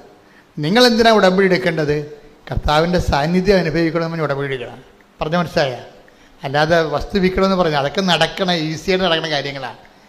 അതിന് ഓവർ പ്രാധാന്യം കൊടുക്കരുത്. അതിൻ്റെ ഇരട്ടി കാര്യങ്ങൾ നടക്കും ഉടമ്പടിക്കാലത്ത്. നിങ്ങൾ പറയണത് എന്താണ്? നിങ്ങൾക്ക് സാന്നിധ്യം വേണമെന്ന് പറയണം. കാര്യം വാഗ്ദാനത്തിലുള്ളതാണ്, നമുക്ക് സ്കീമിലുള്ളതല്ലേ. ഇപ്പം ഞങ്ങൾക്ക് വീട് വേണമെന്നൊക്കെ പറഞ്ഞുകൊണ്ട് ചെന്നാൽ പഞ്ചായത്തുകാർ പറയും നിങ്ങൾ ആപ്ലിക്കേഷൻ വെക്കൂ. പക്ഷേ 300 ആപ്ലിക്കേഷൻ ഇവിടെ കിടപ്പുണ്ട്. ലൈഫ് മിഷൻ്റെ 300 ആപ്ലിക്കേഷൻസ് ഇവിടെ കിടക്കുന്നുണ്ട്. അതുകൊണ്ട് എന്നാലും നിങ്ങൾ വെക്കൂ, ഞങ്ങൾ വീടൊക്കെ വന്ന് പരിശോധിച്ചിട്ട് നിങ്ങൾ യോഗ്യരാണെങ്കിൽ അടുത്ത ഗഡുവിന് പരിഗണിക്കാം. എന്നാൽ അവർ പരിഗണിക്കാമെന്ന് പറയാൻ കാര്യം സ്കീമുള്ളത് കൊണ്ടാണ്. അപ്പം നിങ്ങൾ പറയാം ലൈഫ് മിഷൻ്റെ വീട് പോയി, ഞങ്ങൾക്ക് വീടുണ്ട്, ഞങ്ങളുടെ വീടൊന്ന് പുതുക്കി പണിതാൽ മതി, ഓടിൻ്റെ വീടാണ് ഇട്ടിരിക്കുന്നത്, അതൊന്ന് വാർത്താൽ മതി എന്ന് പറയും. അപ്പം അങ്ങനെ ഓടിട്ട വീട് ഓട് മാറ്റിയിട്ട് വാർക്കുന്ന സ്കീമില്ലെന്ന് പറയും. അപ്പോൾ പറയാം, അപ്പോൾ പഞ്ചായത്ത് സെക്രട്ടറി പറയും ചേച്ചി എപ്പോഴും കയറി ഇറങ്ങണ്ട, അത് മൊത്തം പൊളിച്ച് മാറ്റി, എന്നിട്ട് നിങ്ങൾ രണ്ടാമത് ഈ ആപ്ലിക്കേഷൻ വെക്കാൻ പറയും. അപ്പം നിങ്ങൾക്ക് പുതിയ വീട് കിട്ടുമല്ല, എന്നാൽ പിന്നെ അങ്ങനെ ചെയ്യാം. അത് സ്കീമിൻ്റെ പ്രശ്നമാണ്. ഇപ്പം നിങ്ങൾക്ക് ഉടമ്പടിയിലുള്ളത് വാഗ്ദാനങ്ങളെല്ലാം സ്കീമുകളാണ്. പ്രസൻസ് എന്ന് പറഞ്ഞ സ്കീമാണ്, ഓൾറെഡി ഉള്ളതാണ്.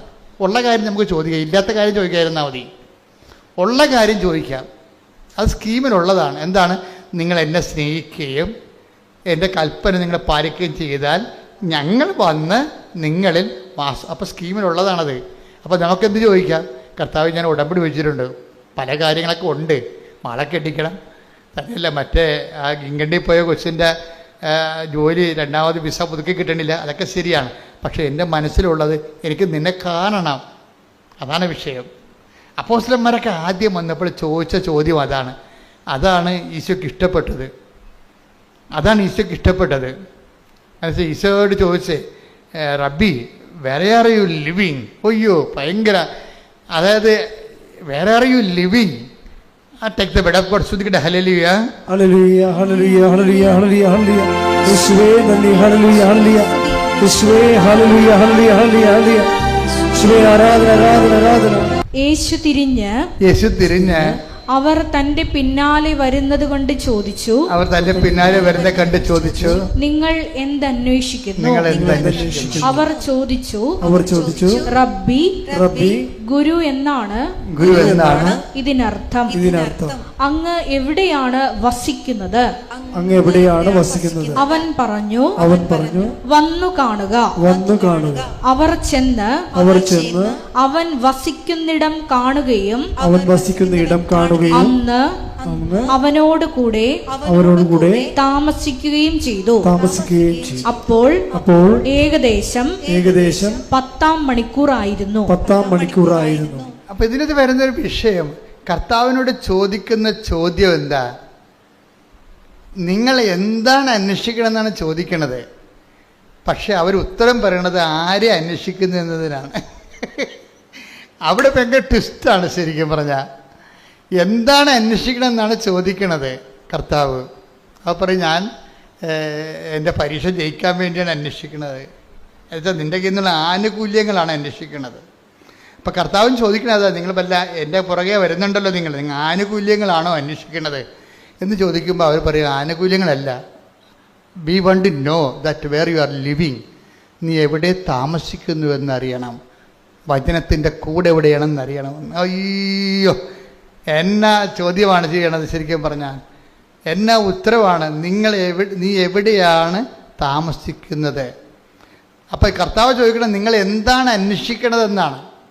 പരീക്ഷയ്ക്ക് വിജയമാണോ, വസ്തു വിൽക്കാനാണോ, വിഷയങ്ങളാണോ അന്വേഷിക്കണത് എന്ന് പറയുമ്പോൾ ആണെന്നല്ല അവർ പറയണത്. അവർ പറയുന്നത് എന്താണ്? വിഷയങ്ങളല്ല ഞങ്ങളുടെ പ്രശ്നം, വ്യക്തിയാണ്. നീ ആണ് ഞങ്ങളുടെ പ്രശ്നം. നീ എവിടെ താമസിക്കുന്നു? അതിൻ്റെ അർത്ഥം എന്താണ്? നിൻ്റെ കൂടെ താമസിക്കാൻ ഞങ്ങൾക്ക് ആഗ്രഹമുണ്ട്, അതാണ് വിഷയം. ഉടമ്പടിയുടെ ഒരു ഉദ്ദേശം അത് തന്നെയാണ്. എവിടെ താമസിക്കുന്നു വെച്ചാൽ കർത്താവിൻ്റെ കൂടെ താമസിക്കാവുന്നൊരു കാലമാണ് ഈ ഉടമ്പടി കാലം എന്ന് പറയണത്.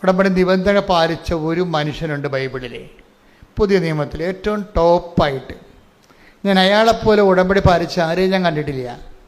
ഏറ്റവും ടോപ്പായിട്ട് ഉടമ്പടി പാലിച്ച അയാളോടാണ് ദൈവം സാന്നിധ്യം ഗ്യാരണ്ടി ചെയ്യണമുണ്ട്. ദൈവം സാന്നിധ്യം ഗ്യാരണ്ടി ചെയ്യണം. ആരാണെന്ന് പറയാമോ? ഏറ്റവും ടോപ്പായിട്ട് ഉടമ്പടി പാലിച്ച ഒരാളുണ്ട് ബൈബിളിൽ. അയാൾക്കാണ് ദൈവം സാന്നിധ്യം ഗ്യാരണ്ടി ചെയ്യണത്. ആരാണെന്ന് പറയാമോ? പുതിയ നിയമത്തിൽ നിന്ന് പറഞ്ഞാൽ മതി, അറിയൊന്നുമില്ല.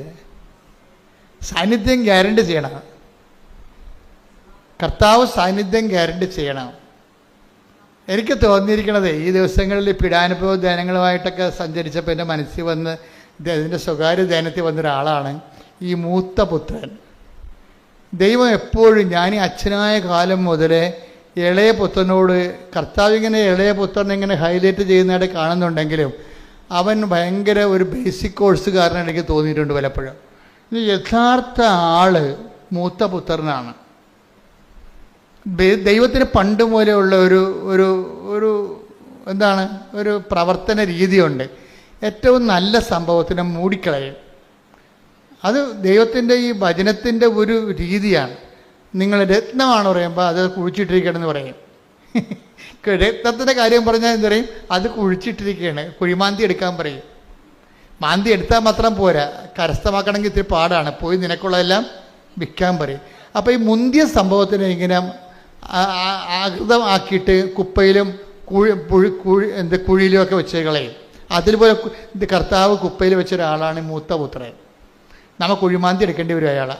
ഇന്ന് വരെ അയാളെ പ്രസംഗിച്ചിട്ടുള്ളവരെല്ലാവരും ഈ അലവലാദീനാണ് അങ്ങോട്ട് കയറ്റി വെക്കണം. അവൻ്റെ മാനസാന്തരം വേണ്ട ആനക്കാര്യമായിട്ട് കുട്ടിഘോഷിച്ചിട്ട് എന്നാ പറ്റി എന്ന് വെച്ച് കഴിഞ്ഞാൽ ചിലർക്കെങ്കിലും, ചില അയ്യോഭാവികൾക്കെങ്കിലും വീണ്ടും പാപം ചെയ്യാനുള്ള ലൈസൻസും കിട്ടി. എന്നാ കരഞ്ഞ കൂവി കർണ തോന്നണം എന്നൊക്കെ പറഞ്ഞ് തൊണ്ട പൊട്ടി അലറിക്കാവിയെ കൂവിയ കർത്താവ് ഉടനെ കർണ കാണിക്കുമല്ലോ. അങ്ങനെ ഒരു തെറ്റിദ്ധാരണയും വന്നിട്ടുണ്ട്. അതായത് എന്താ പ്രശ്നം വെച്ച് കഴിഞ്ഞാൽ ദൈവം ഇങ്ങനെ വാത്സല്യത്തോടുകൂടി എന്ത് വഴിപഴച്ച ജീവിതം ജീവിച്ചാൽ അവസാനം ഇങ്ങനെ കണ്ണീരിട്ടൊന്ന് മോങ്ങിയാൽ തിരിച്ചെടുക്കാൻ പറ്റുമോ എന്നുള്ളൊരു ചെറു ധാരണ ചിലർക്കെങ്കിലും, എല്ലാവർക്കും അല്ല, ചില അയ്യോപാപികൾക്ക് എങ്ങനെ വന്നിട്ട് ഇതെല്ലാം പാപം ചെയ്യാനുള്ള ലൈസൻസ് ആക്കി മാറ്റിയിട്ടുണ്ട്. അതുകൊണ്ട് കൃപയിൽ ഈ ജനം വളർന്നിട്ടുമില്ല. അതാണ് ഏറ്റവും വലിയ പ്രശ്നം. അതൊരു വെല്ലുവിളിയാണ്. പക്ഷെ മൂത്ത പുത്രനെ കണ്ടെന്ന് നോക്കിയേ, മൂത്ത പുത്രൻ ഈ ഉടമ്പടി പാലിച്ചൊരാളാണ്. അവനത് പറയണ്ട്. അവൻ ക്ഷോഭിക്കുന്ന ഒരു ക്ഷോഭം ആണ് ഈശോ കറക്റ്റ് ചെയ്യണത്. നീ ക്ഷോഭിക്കേണ്ട കാര്യമില്ല.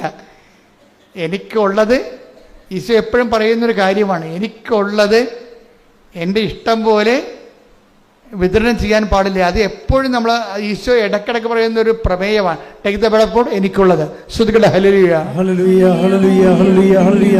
യേശുവേ നന്ദി. ഹല്ലേലൂയ ഹല്ലേലൂയ ഹല്ലേലൂയ ഹല്ലേലൂയ ഹല്ലേലൂയ ഹല്ലേലൂയ. യേശുവേ ആരാധന ആരാധന ആരാധന ആരാധന. യേശുവേ നന്ദി. മഹത്വം മഹത്വം മഹത്വം മഹത്വം. ഹല്ലേലൂയ ഹല്ലേലൂയ ഹല്ലേലൂയ. മത്തായി 20:15 എന്റെ വസ്തുവകകൾ കൊണ്ട് എനിക്കിഷ്ടമുള്ളത് ചെയ്യാൻ പാടില്ലെന്നോ, ഞാൻ നല്ലവനായതുകൊണ്ട് നീ എന്തിനു അസൂയപ്പെടുന്നു? അതാണ് മൂത്തപുത്രന്റെ പ്രശ്നം. ആകപ്പാടെ മൂത്തപുത്രന് ഒരു പ്രശ്നം ഉണ്ടെങ്കിൽ കർത്താവ് കറക്റ്റ് ചെയ്യാൻ ഉദ്ദേശിക്കുന്നത് അതാണ്.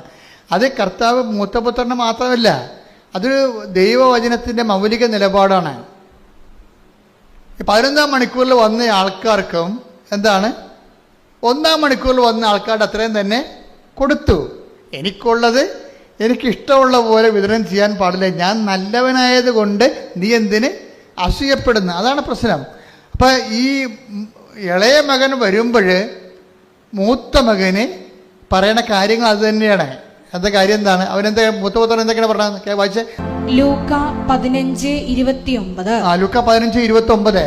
എന്നാൽ അവൻ പിതാവിനോട് പറഞ്ഞു, മൂത്ത മകൻ, നോക്കൂ എത്ര വർഷമായി ഞാൻ നിനക്ക് ദാസ്യവേല ചെയ്യുന്നു. ഒരിക്കലും നിന്റെ കൽപ്പന ഞാൻ ലംഘിച്ചിട്ടില്ല. അതാണ് ഉടമ്പടി. ഉടമ്പടി തന്നെ കണ്ടില്ലേ? എങ്കിലും ഉടമ്പടി ഒരിക്കലും പാലിക്കാത്ത, ഒരിക്കലും തെറ്റിക്കാത്ത ഒരാളാണ് ഈ മൂത്ത മകൻ. കണ്ടില്ലേ? അയാളെ പറയണ്ട, ആ വചനമാണ് ഉടമ്പടിയുടെ വചനം. എന്താ പറഞ്ഞു? ഒന്ന് വായിച്ചേ. ഒരിക്കലും. അപ്പത്തിന് എത്ര നമ്പറാണ്? 15:29. ലൂക്ക 15:21. എന്താണ്? ഒരിക്കലും നിന്റെ കൽപ്പന, നിന്റെ ഉടമ്പടി ഞാൻ ലംഘിച്ചിട്ടില്ല. എങ്കിലും എന്റെ കൂട്ടുകാരോടൊത്ത് ആഹ്ലാദിക്കാൻ ഒരു ആട്ടിൻകുട്ടിയെ പോലും നീ എനിക്ക് തന്നില്ല. അപ്പൊ എന്റെ പ്രശ്നം വെച്ച് കഴിഞ്ഞാല്, ഇവൻ 11ാം മണിക്കൂറിൽ വന്ന ആളാണ്. തമ്മിലാണ് ഇന്റർ കണക്ട് ചെയ്യണത്. ഞാൻ കണക്ട് ചെയ്യണതല്ല, ഇവിടെ ആളിരിപ്പുണ്ട്. കർത്താവ് പരിശുദ്ധാത്മാരുടെ വചനം ഇന്റർ കണക്ട് ചെയ്യണതാണ് ഈ കാണുന്നത്. അല്ല, ഞാൻ പഠിച്ചതല്ല ഈ സംഭവം. ഇതെന്താ, 11ാം മണിക്കൂറിലാണ് ഇവൻ വന്നിരിക്കുന്നത്. ആരാണ്? ഈ ധൂർത്തപുത്രൻ. അവന് 1ാം മണിക്കൂറിൽ വന്ന ആൾക്കാരുടെ അവന് വള കൊടുത്തു, അവന് എന്ത് കൊടുത്തു? പാദരക്ഷ കൊടുത്തു. പിന്നെ എന്ത് കൊടുത്തു? അവന് നല്ല വസ്ത്രങ്ങൾ കൊടുത്തു. 1ാം മണിക്കൂറിൽ വന്ന ആളിനെ കൊടുത്തത് തന്നെ അവനെയും കൊടുത്തു. അപ്പോഴാണ് അവൻ പിറുപിറുത്തത്. ഈ പിറുപിറുപ്പ് ഇങ്ങനെ തുടരുകയാണ് ബൈബിളിൽ. അവൻ വീട്ടുടമസ്ഥനെതിരെ പിറുപിറുത്തു. Take the word of God. ശ്രുതികട ഹല്ലേലൂയ, ഹല്ലേലൂയ, ഹല്ലേലൂയ, ഹല്ലേലൂയ, ഹല്ലേലൂയ. മത്തായി 20-ാം അധ്യായം 9 മുതൽ 11 വരെയുള്ള തിരുവചനം. മത്തായി 20:9-11. 11ാം മണിക്കൂറിൽ വന്നവർക്ക്, പറഞ്ഞ 11ാം മണിക്കൂറിൽ വന്നവർക്ക് ഓരോ ദനാറ ലഭിച്ചു. തങ്ങൾക്ക് കൂടുതൽ ലഭിക്കുമെന്ന് ആദ്യം വന്നവർ വിചാരിച്ചു. എന്നാൽ അവർക്കും ഓരോ ദനാറ തന്നെ കിട്ടി. അത് വാങ്ങുമ്പോൾ അവർ വീട്ടുടമസ്ഥനെതിരെ പിറുപിറുത്തു. എന്താണ്? ആദ്യം വന്ന ആൾക്കാരുടെ കൂടെ അവസാനം വന്ന ഞങ്ങളെ അങ്ങ് താരതമ്യപ്പെടുത്തിയല്ലോ, അല്ലേ? ആ വാക്കുകൂടി വായിച്ചേ. മത്തായി 20:12. അവസാനം വന്ന ഇവർ ദൂത്തപുത്രന്റെ അനിയനില്ലേ? ദൂത്തപുത്രൻ അല്ല, അവസാനമല്ലേ വന്നത്? അവസാനം വന്ന ഇവർ 1 മണിക്കൂറേ ജോലി ചെയ്തുള്ളൂ. എന്നിട്ടും പകലിന്റെ അധ്വാനം ചൂടും സഹിച്ച ഞങ്ങളോട് അവരെ നീ തുല്യരാക്കിയല്ലോ. അപ്പൊ മൂത്തപുത്രന്റെ കംപ്ലൈന്റ് അതാണ്. അത് ഇത്തിരി അസൂയയിൽ നിന്ന് വന്ന നീതിബോധത്തിൽ നിന്നൊക്കെ വന്നൊരു കംപ്ലൈന്റ് ആണ്. അത് ലോകരാജ്യത്തിന് നീതി എന്നാണ്. മനസ്സിലായത്? ലോകരാജ്യത്തിന് നീതി എന്ന് വന്നിട്ടുള്ള ചില അപഭ്രംശങ്ങളാണ് ഈ വരുന്നത്. മൂത്തപുത്രൻ്റെ ലോകരാജ്യത്തിൻ്റെ നീതിയിലാണ് വിഷയം അവർ കണക്കാക്കുന്നത്. പക്ഷെ ദൈവരാജ്യത്തിൻ്റെ നീതി വ്യത്യാസമുണ്ട്. അതാണ് എനിക്കിഷ്ടമുള്ളത് എനിക്കിഷ്ടമുള്ളവർക്ക് നൽകാൻ പാടില്ലേ? ഞാൻ നല്ലവനായത് കൊണ്ട് നീ എന്തിനെ അസൂയപ്പെടുന്നു? അപ്പം അസൂയ വന്നിരിക്കണത് എങ്ങനെയാണ്? ലോകരാജ്യത്തിന് നീതിയുടെ ഫ്രെയിം വർക്കിൽ നിന്നാണ് അസൂയ വരുന്നത്. നീ ദൈവരാജ്യത്തിലേക്ക് വരണമെന്നാണ് ഈ പറയണതിൻ്റെ അർത്ഥം. ദൈവരാജ്യം എന്നാൽ ഭക്ഷണവും പാനീയവും നീതിയും സമാധാനം. റോമ 14:17. ദൈവരാജ്യം എന്നാൽ ഭക്ഷണവും പാനീയവുമല്ല, പ്രത്യുത നീതിയും സമാധാനവും പരിശുദ്ധാത്മാവിലുള്ള സന്തോഷവുമാണ്. പരിശുദ്ധാത്മാവിന്റെ സന്തോഷം ഉറപ്പുവരുത്തുന്ന നീതി ദൈവരാജ്യത്തിൻ്റെ നീതിയാണ്. ദൈവരാജ്യത്തിൻ്റെ നീതി എന്നുള്ള ലോകരാജ്യ നീതി അല്ല, മറിച്ച് ദൈവത്തിൻ്റെ കരുണയിലാണ് അടിസ്ഥാനപ്പെടുത്തിയിരിക്കുന്നത്. അപ്പോൾ ധൂർത്തപുത്രന് കിട്ടിയിരിക്കുന്നത് ദൈവത്തിൻ്റെ കരുണയാണ് കിട്ടിയിരിക്കുന്നത്. അവിടെ കിട്ടിയിരിക്കുന്നത് എന്താണ്? ആ 1 താലന്താണ് ലഭിച്ചത്. അവന് ആ 1 താലന്ത് അവനെ കൊടുത്തു, അത്രേ ഉള്ളൂ. അത് ദൈവത്തിൻ്റെ കരുണയുടെ ഭാഗമാണ്. അപ്പം ദൈവത്തിൻ്റെ കരുണയിൽ നിനക്ക് ഇടമുണ്ടെന്നാണ് ഈ പറഞ്ഞു വെക്കുന്നതിൻ്റെ കാരണം. നിൻ്റെ അവസ്ഥ എത്ര മോശമായാലും, നിൻ്റെ പാപകരമായ ജീവിത രീതികളായാലും നീ അനുദപിച്ചാൽ നിനക്ക് ദൈവരാജ്യത്തിലേക്ക് വരാൻ കഴിയും. പക്ഷേ ദൈവരാജ്യത്തിലേക്ക് വരാൻ കഴിയുമെന്ന് പറഞ്ഞാൽ ദൈവരാജ്യത്തിൽ പല സ്ഥലങ്ങളുണ്ട്. അതാണ് പ്രശ്നം. അതാണ് ഇവിടെ വിഷയം. ദൈവരാജ്യത്തിൽ നിന്ന് നീ ഒട്ടും അകലെയല്ല. ആ ഉപഗ്രഹം പോലെ വേണേൽ പോകാൻ പറ്റും. അത് ദൈവരാജ്യത്തിൻ്റെ അകത്ത് ചെറുതും വലുതുമുണ്ട്. അത് ഈ 2 വചനവും കർത്താവ് തന്നെ പറഞ്ഞ ദൈവരാജ്യത്തിൽ പ്രവേശിച്ചെന്നും പറഞ്ഞുകൊണ്ട് ആയത്തിലെ കാര്യങ്ങൾ. ദൈവരാജ്യത്തിന് അകലെയല്ല. Take the word of God. മർക്കോസ് 12:34. മർക്കോസ് 12:34. അവൻ ബുദ്ധിപൂർവം മറുപടി പറഞ്ഞു എന്ന് മനസ്സിലാക്കി യേശു പറഞ്ഞു, നീ ദൈവരാജ്യത്തിൽ നിന്ന് അകലെയല്ല. അപ്പൊ ദൈവരാജ്യത്തിലാണെന്ന് പറഞ്ഞിട്ടില്ല. അതാ പ്രശ്നം. അവൻ എന്താണ് ബുദ്ധിപൂർവ്വം പറഞ്ഞ മറുപടി എന്താ? അവന് ബുദ്ധിയുണ്ട്. അവൻ പറഞ്ഞ മറുപടി എന്താ? ബുദ്ധിപൂർവ്വം വേണമെങ്കിൽ നിങ്ങൾക്ക് ഉടമ്പടി പാലിക്കാം. ഞാൻ പറയണ പോലെയൊക്കെ നിങ്ങൾ കൃത്യമായിട്ട് ചെയ്യാൻ പറ്റും. പക്ഷേ ദൈവരാജ്യത്തെ പ്രവേശിക്കാൻ നിർബന്ധമില്ല. ആ ബുദ്ധിപൂർവ്വം നമുക്ക് ഇൻ്റലക്ച്വലായിട്ട് റീസണബിളായിട്ട് വിഷയമൊക്കെ എടുക്കാൻ പറ്റും.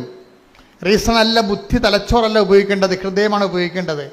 ഉടമ്പടിയിൽ ഉപയോഗിക്കേണ്ടത് തലച്ചോറല്ല. അത് മനസ്സിലാക്കിയിട്ട് അതുപോലെ ചെയ്താൽ മതി എന്നല്ല പറയണത്. മറിച്ച് എന്താണ്? അതിനകത്ത് ഹൃദയമാണ് ഉപയോഗിക്കേണ്ടത്. ദൈവത്തെ സ്നേഹത്തിലാണ് ഇത് വർക്കൗട്ട് ചെയ്യണത്. ഒന്നൊരു വായിച്ചോളൂ. ശ്രുതികട ഹല്ലേലൂയ. അവൻ ബുദ്ധിപൂർവം മറുപടി പറഞ്ഞു എന്ന് മനസ്സിലാക്കി. അവൻ എന്ത് ബുദ്ധിപൂർവ്വമാണ് മറുപടി പറഞ്ഞത്? അവന്റെ മറുപടി എന്താന്ന് വായിച്ചേ? മർക്കോസ് 12:32 മുതലുള്ള തിരുവചനങ്ങൾ. മർക്കോസ് 12:32. നിയമജ്ഞൻ പറഞ്ഞു, ഗുരു അങ്ങ് പറഞ്ഞത്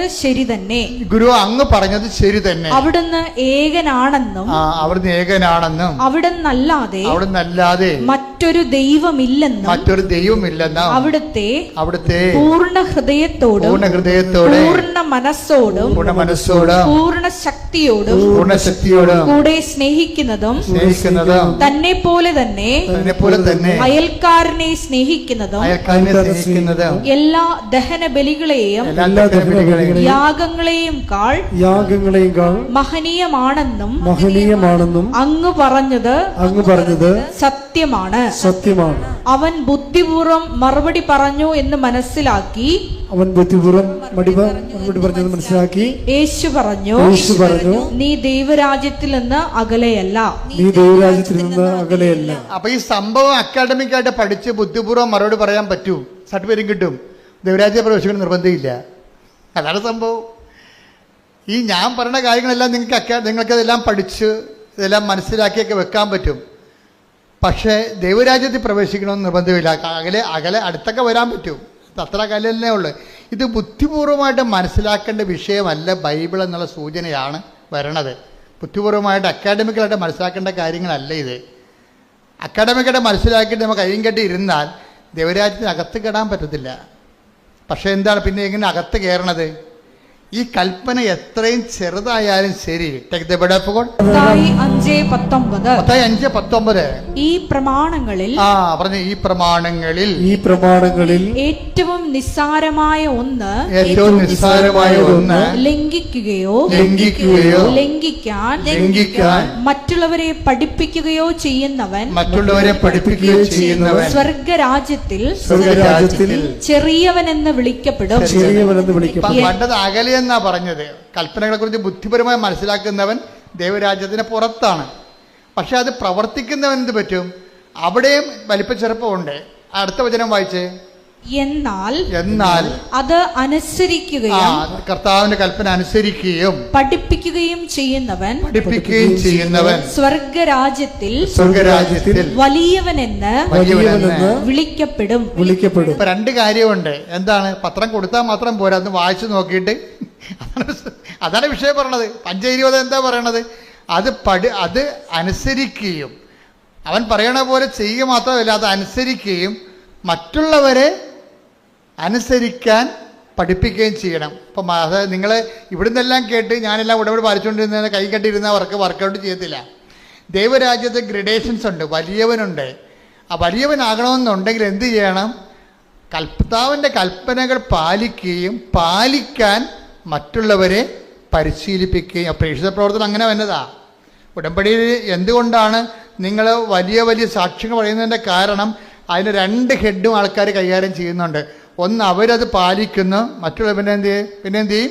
മറ്റുള്ളവരെ പാലിക്കാൻ വേണ്ടി മറ്റുള്ളവരെ അത് പരിശീലിപ്പിക്കുകയും ചെയ്യുന്നുണ്ട്. പ്രാർത്ഥിക്കുക, കർത്താവായ ദൈവമേ, കർത്താവായ ദൈവമേ, ദൈവരാജ്യത്തിന്റെ വലിയവനാകാൻ ദൈവരാജ്യത്തിൽ വലിയവനാകാൻ അങ്ങയുടെ കൽപ്പനകൾ അവൻ പറയണത് പോലെ അങ്ങയുടെ കൽപ്പനകൾ അവൻ പറയുന്നത് പോലെ ചെയ്യുകയും അങ്ങനെ ചെയ്യുവാൻ മറ്റുള്ളവരെ പരിശീലിപ്പിക്കുകയും ചെയ്യുന്ന സുവിശേഷ ശുശ്രൂഷകനാകാൻ എന്നെ അഭിഷേകം ചെയ്യണമേ.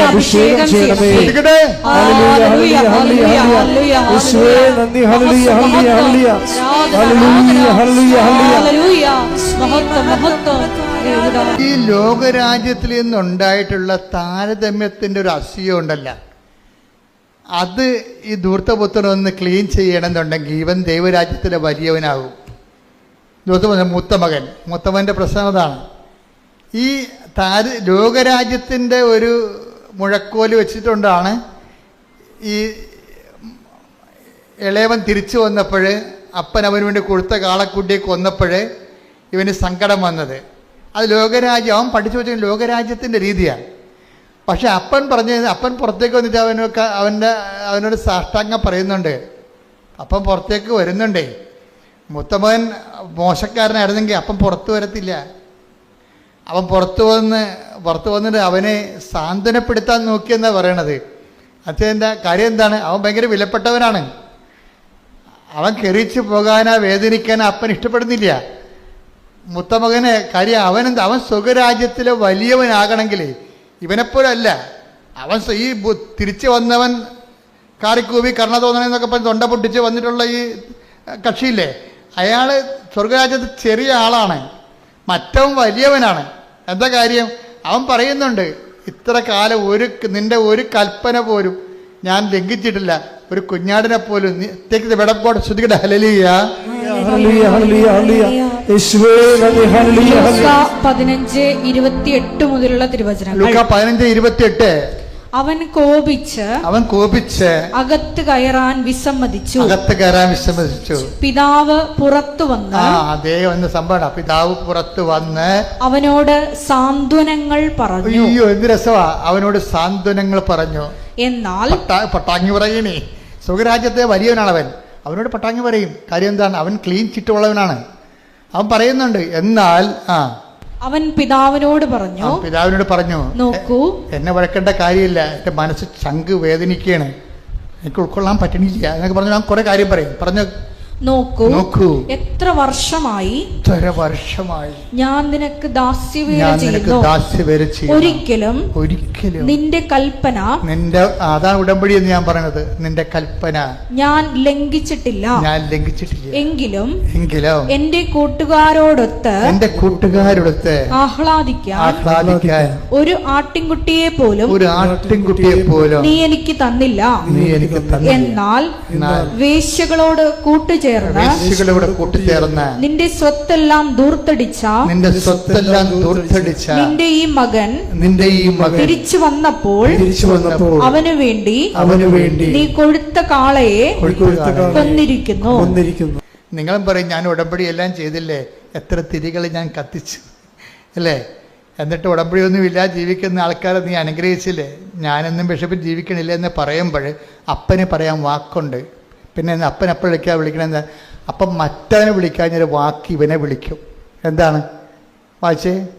അപ്പോൾ പിതാവ് പറഞ്ഞു, മകനെ നീ എപ്പോഴും എന്നോട് കൂടെ ഉണ്ടല്ലോ. That is the presence. He is feeling the presence.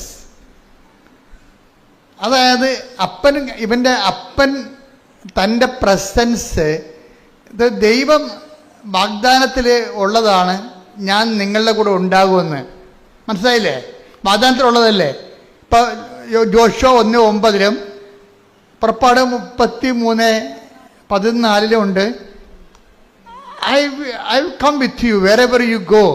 അത് വാഗ്ദാനത്തിലുള്ളതാണ്, നിന്റെ കൂടെ ഞാനുണ്ടാകുമെന്ന്.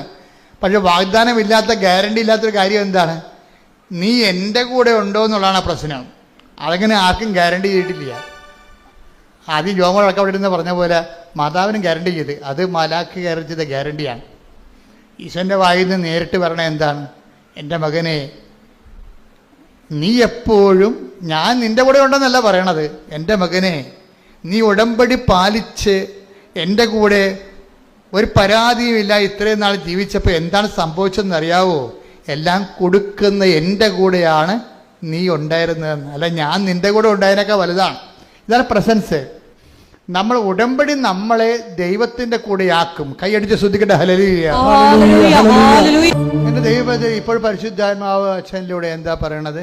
ദൈവത്തിലെ നീ ദൈവം ഇങ്ങോട്ട് തരാനുള്ള രീതിയിലാണ് കണക്ക് അവസാനിക്കേണ്ടത്.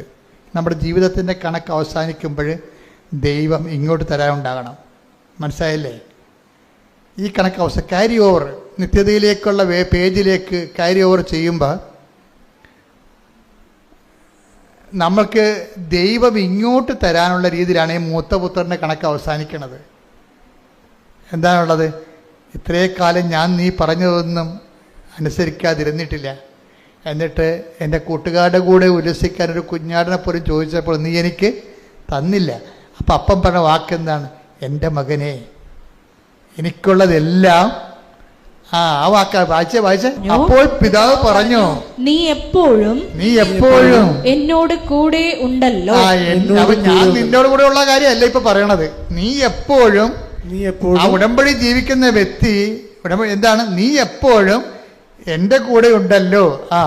എനിക്കുള്ളതെല്ലാം നിന്റേതാണ്. അതാണ് ഞാൻ ദൈവരാജ്യത്തിലെ വലിയവനാണ് അവനെന്ന് പറയണത്. മറ്റവൻ ചെറിയവനാണ്. അപ്പൊ അനുതാപപ്പെട്ട് കരുണ തോന്നണമെന്ന് വിളിച്ചു കൂവി അവസാനം 11 മണിക്കൂറിൽ എത്തുന്നേക്കാൾ നല്ലതാണ് മര്യാദക്ക് ദൈവത്തിൻ്റെ കൂടെ വചനം കേട്ടും പാലിച്ചും ജീവിച്ചും ദൈവത്തിൽ നിന്ന് ചില പ്രാർത്ഥനകൾക്ക് ഉത്തരം കിട്ടിയില്ലെങ്കിലും വിശ്വസ്തയോടെ നിന്നും വരുമ്പോൾ എന്താണ് സംഭവിക്കുന്നത്? മത്തായി 5:19 എന്നാൽ അതനുസരിക്കുകയും പഠിപ്പിക്കുകയും ചെയ്യുന്നവൻ സ്വർഗരാജ്യത്തിൽ വലിയവനെന്ന് വിളിക്കപ്പെടും. മനസ്സിലായില്ലേ? സ്വർഗരാജ്യത്തിൽ പോലും വലിയവനും ചെറിയവനുണ്ട്. അത് ഈ ചെറിയവനെന്ന് പറയുന്നതാണ് ഈ ധൂർത്തപുത്രൻ. വലിയവനെന്ന് പറയുന്നത് ആരാണ്? മൂത്ത മകനാണത്. അവന് ചിലപ്പോൾ അവൻ ഉടമ്പടി പാലിച്ചൊക്കെ ജീവിക്കും. ചിലപ്പോൾ അത്യാവശ്യ സമയത്ത് ദൈവം അവന് ഉപകരിക്കത്തില്ലെന്ന് വരും. പക്ഷെ അവനവിടെ നിൽക്കും. അങ്ങനെ നിൽക്കണം എന്നാണ് അപ്പം ആഗ്രഹിക്കണത്. പരാതികളില്ലാതെ നിൽക്കണം. പക്ഷെ അവൻ പ്രഷ്യസ് ആണ്. ഈ അപ്പം കാണിക്കുന്ന പരവേശം ഒന്ന് ഇളയനെ ഇറങ്ങിപ്പോയപ്പോൾ കാണിച്ചില്ലല്ല. അവൻ എൻ്റെ ഓഹരി നിങ്ങളുടെ തരിക, എനിക്ക് എൻ്റെ വഴി നിങ്ങളുടെ വഴിയെന്നും പറഞ്ഞുകൊണ്ട് ചോദിച്ചപ്പോൾ കിടക്കട ചട്ടി കളഞ്ഞു വെട്ടിമുറിച്ച് പകുതി കൊടുത്തല്ല. അവൻ വീട്ടിൽ പുറത്ത് പോയിട്ട് അപ്പം കയറി പുറത്തിറങ്ങുകയോ മനെ പോവല്ലേ മോനെ, നമ്മൾ തറവാടായിട്ട് ഒരുമിച്ച് ജീവിക്കണമല്ലേ, നമ്മുടെ കൂടെ തറവാടിന് മോശമില്ല, നിൻ്റെ ആത്മാവ് നഷ്ടപ്പെട്ട് ഒരു പട്ടാങ്ങാൻ പറഞ്ഞില്ല, പോയി തൊലയെടുത്ത് പറയും. അതാണ് ആ നിലപടിന്ന്. എന്ന് ഇവൻ പോകുമെന്ന് പറഞ്ഞപ്പോൾ അവനെ പിടിച്ചു നിർത്തി. മൂത്താൻ പോയപ്പോൾ അപ്പം വിഷയം മാറി അവനെ സാന്ത്വനപ്പെടുത്താൻ തുടങ്ങിയെന്നാണ്. എന്നാൽ ഈ സാന്ത്വനം നേരത്തെ ആകുമായിരുന്നില്ല. നമ്മുടെ കയ്യിരിപ്പനുസരിച്ചാണ് ദൈവം നമുക്ക് സാന്ത്വനം വേണ്ടതെന്ന് തീരുമാനിക്കണത്. നിസ്സാര കാര്യമല്ല ഈ പറഞ്ഞു വരണത്. സീരിയസ് ആണ് വിഷയം സീരിയസ് ആണ്. നിങ്ങൾക്ക് പാപം ചെയ്യാൻ 1 by 1 ആയിട്ട് ദൈവം അനുവദിക്കുന്നുണ്ടെങ്കിൽ നിങ്ങൾക്കൊന്നും സംഭവിച്ചത് നിങ്ങൾ പറയരുത്. നിങ്ങൾക്ക് സംഭവിക്കാനുള്ള എല്ലാം സംഭവിച്ചു കഴിഞ്ഞു. എന്താ? നിങ്ങൾക്ക് നഷ്ടപ്പെട്ട ദൈവത്തിൻ്റെ രാജ്യമാണ്. എനിക്കുള്ളതെല്ലാം ലോകത്തുള്ളതെല്ലാം നിനക്ക് കിട്ടി. പക്ഷേ എനിക്കുള്ളതെല്ലാം അത് ഇവന് ചെരുപ്പ് മോതിരമൊക്കെ കിട്ടുന്നതെല്ലാം പറഞ്ഞിട്ട് കാര്യമില്ല. അവസാന പ്രമാണത്തിൽ എഴുതി വെച്ചിട്ടുണ്ട്. ആദ്യം വന്നവന് ചെരുപ്പ് മോതിരം, ഇളയ മകൻ തിരിച്ചു വന്നിട്ടുണ്ട്, അവന് ചെരുപ്പ് കൊടുക്കണം, അവന് മോതിരം കൊടുക്കണം, വസ്ത്രം കൊടുക്കണം. താഴെ അപ്പം എഴുതി വെച്ചിരിക്കണം ബാക്കിയുള്ളതെല്ലാം എൻ്റെ മൂത്തവന് കൊടുക്കണമെന്ന്. എനിക്കുള്ളതെല്ലാം ആ പ്രമാണം അവസാനിക്കണം. അങ്ങനെയാണ്. കർത്താവിൻ്റെ കഥയിലൊന്നും മിസ്റ്റേക്കില്ല. നമ്മൾ മനസ്സിലാക്കിയതിലാണ് മിസ്റ്റേക്ക്. കർത്താവിൻ്റെ പ്രമാണം ഇതെല്ലാം ഈ മോതിരവും ചെരുപ്പും എല്ലാം ആദ്യം എഴുതിയപ്പോൾ നമ്മൾ ഓർത്തതെല്ലാം അവൻ്റെ കട. പക്ഷെ പ്രമാണം അവസാനിക്കുമ്പോൾ പറയും എനിക്കുള്ളതെല്ലാം നിനക്കുള്ളതാണ്. അതെഴുതി അപ്പൻ ഒപ്പിട്ട് കളയും. തീർന്നു. മറ്റവൻ ഞൊട്ടി. അപ്പം ആവശ്യമില്ലാത്ത അഭ്യാസം കാണിച്ച് പിന്നീട് ദൈവത്തിൻ്റെ കരുണയ്ക്ക് വേണ്ടി ആർത്ത് വിളിച്ച് തിരിച്ചു വരണം.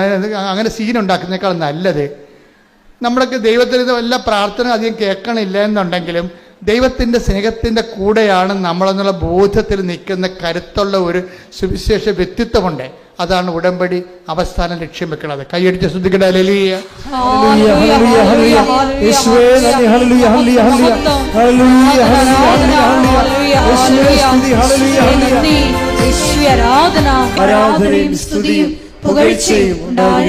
എല്ലാവരും എഴുന്നേൽക്കുക.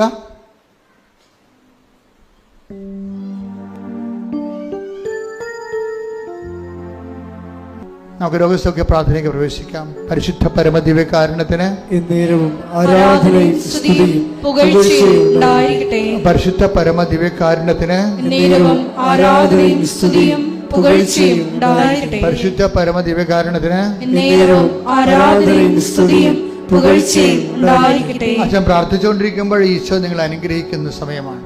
കർത്താവ് ഇത്രയും നേരം വചനങ്ങളിലൂടെ നമ്മളെ ബോധ്യപ്പെടുത്തിക്കൊണ്ടിരിക്കുകയായിരുന്നു. വചനത്തിൻ്റെ ആന്തരിക രഹസ്യങ്ങളെ നമ്മളെ പഠിപ്പിച്ചുകൊണ്ടിരിക്കുകയായിരുന്നു. അവരെല്ലാം ദൈവത്താൽ പഠിപ്പിക്കപ്പെടുമെന്നും പറഞ്ഞുകൊണ്ടാണ് ഈ വചന ശുശ്രൂഷ ആരംഭിച്ചത്. അത് അവസാനിക്കണം ദൈവത്താൽ നമ്മൾ പഠിപ്പിക്കപ്പെട്ടതിന് ശേഷം. ഇപ്പോൾ കർത്താവിൻ്റെ അനുഗ്രഹത്തിലേക്ക് പ്രവേശിക്കുന്ന സമയമാണ്. നിങ്ങളുടെ രോഗങ്ങൾ, ഭാരങ്ങൾ, ജീവിത ദുരിതങ്ങളുടെ മേലെല്ലാം ദൈവിക സമാശ്വാസവും ശക്തിയും ലഭിക്കുന്ന സമയമാണ്. ഇടിമുഴക്കം പോലെ ശ്രുതിക്കട്ടെ. നന്ദി. ഹല്ലേലൂയ, ഹല്ലേലൂയ.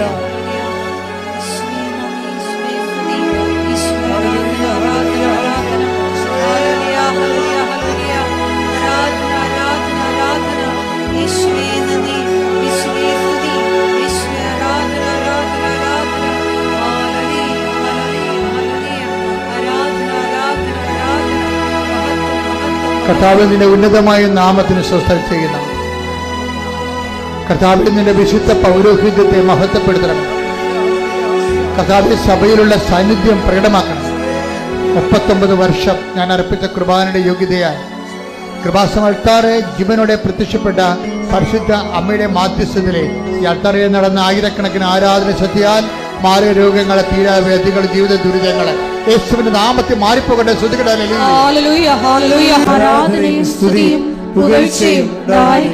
മക്കൾ സ്തുതിച്ചുകൊണ്ടിരിക്കട്ടെ. അച്ഛൻ പ്രാർത്ഥിച്ചുകൊണ്ടിരിക്കുന്നു. കർത്താവേ, അന്ധന് കാഴ്ച നൽകിയവനെ, കർത്താവെ ചെകിടിന് കേട് നൽകിയവനെ, കർത്താവെ ഊമന് സംഭാഷണത്തിന് നൽകിയവനെ, കർത്താവെ മഹോരോഗ്യം സുഖപ്പെടുത്തിയവനെ, കർത്താവെ തലവാരോഗ്യം സുഖപ്പെടുത്തിയവനെ, കർത്താവെ മരിച്ചവനെ ഉയർപ്പിച്ചവനെ, നിന്റെ തിരുമറുപാർന്ന വലതുകരം, അണിപ്രധാർന്ന അത്ഭുതകരം ഓരോ മകന്റെ മേലും മകളുടെ മേലും വെക്കണമേ. അടിപ്പിണർ പോലെ വൈദാക്കാലം ദൈവികമായ ശക്തി, യേശു ക്രിസ്തുവിന്റെ ശക്തി, ഉയർത്തെഴുന്നേറ്റ ശക്തി ഉച്ചമൽ ഉള്ളംകാലം വരെ പ്രസരിക്കട്ടെ.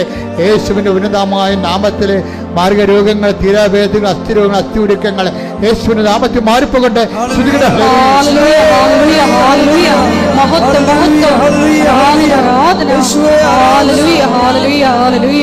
റിസൾട്ട് പ്രതീക്ഷിക്കുന്ന മക്കൾക്ക് വേണ്ടി പ്രാർത്ഥിക്കുകയാണ്. മക്കൾക്ക് വേണ്ടി മാത്രമല്ല, അവരുടെ ആശങ്കാകുലമായ മാതാപിതാക്കന്മാർക്ക് വേണ്ടിയും ആൾക്കാരെ പ്രാർത്ഥിക്കുന്നു. കാര്യം കുഞ്ഞുങ്ങളെ തോക്കി അവർക്ക് മാർക്ക് കുറഞ്ഞു പോയാൽ തീർച്ചയായിട്ടും മാതാപിതാക്കന്മാരുടെ ചങ്ക് തകരും. അതുകൊണ്ട് അച്ഛൻ ഈ ദിവസങ്ങളെല്ലാം നിങ്ങൾക്ക് വേണ്ടി പ്രാർത്ഥിച്ചിട്ടുണ്ട്.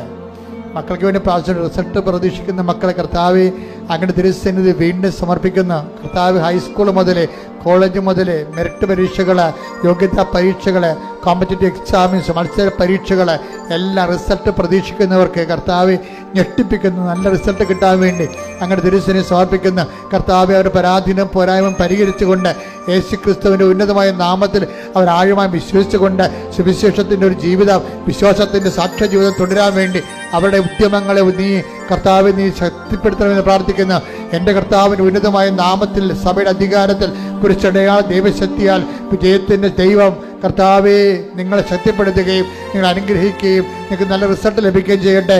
ശ്രദ്ധിക്കട്ടെ. ഹല്ലേലൂയ, ഹല്ലേലൂയ, ഹല്ലേലൂയ, ഹല്ലേലൂയ.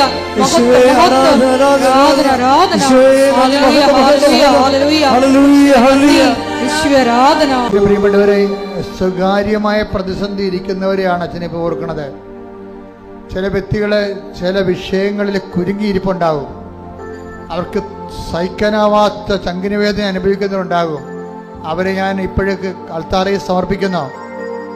ഇപ്പോഴും അച്ഛൻ ഞങ്ങളുടെ വിഷമ സ്വകാര്യ ദുഃഖങ്ങൾ പറയണം എന്നാഗ്രഹിക്കുന്നവർക്ക് കർത്താവിൻ്റെ അരുളപ്പാടാണിത്. കർത്താവ് നിങ്ങളെ ആശ്വസിപ്പിക്കുന്ന നിങ്ങളുമായി ബന്ധപ്പെട്ട വിഷയങ്ങൾ, നിങ്ങൾക്ക് ദുഃഖവും ഭാരവും ഉണ്ടാക്കുന്ന ജനങ്ങളുടെ സംസാരങ്ങൾ, അതുപോലെ തന്നെ മറ്റ് കേസുകൾ, വഴക്കുകൾ, നിങ്ങൾക്കെതിരെ പതിയിരിക്കുന്നവർ, നിങ്ങളുടെ പ്രാണനെ തോൽപ്പിക്കാൻ നോക്കുന്നവർ, നിങ്ങളുടെ ജീവിതത്തിൻ്റെ തകർച്ച ആഗ്രഹിക്കുന്നവർ, നിങ്ങളെ പുറത്താക്കാൻ ഉദ്ദേശിക്കുന്നവർ, നിങ്ങളുടെ ജോലി നഷ്ടപ്പെടുത്താൻ ഉദ്ദേശിക്കുന്നവർ, നിങ്ങളുടെ ഭഗദേയങ്ങളും ഓഹരികളും നശിപ്പിക്കാൻ ഉദ്ദേശിക്കുന്നവരെ, നിങ്ങൾക്കെതിരെ ഗ്രൂപ്പ് കൂടുന്നവരെ യേശു ക്രിസ്തുവിൻ്റെ ഉന്നതമായ നാമത്തിൽ കൃപാസമർത്താരെ ജീവനുടെ പ്രത്യക്ഷപ്പെട്ട പരിശുദ്ധ അമ്മയുടെ ശക്തിയാൽ യേശുവിൻ്റെ ഉന്നതമായ നാമത്തിൽ അമ്മയുടെ മധ്യസ്ഥത്തിൽ നിങ്ങൾക്കെതിരെയുള്ള നാരകീയ ശക്തികൾ യേശുവിൻ്റെ നാമത്തിൽ നിഗനിക്കപ്പെടട്ടെ. ശ്രുതികട്ടെ. ഹല്ലേലൂയ.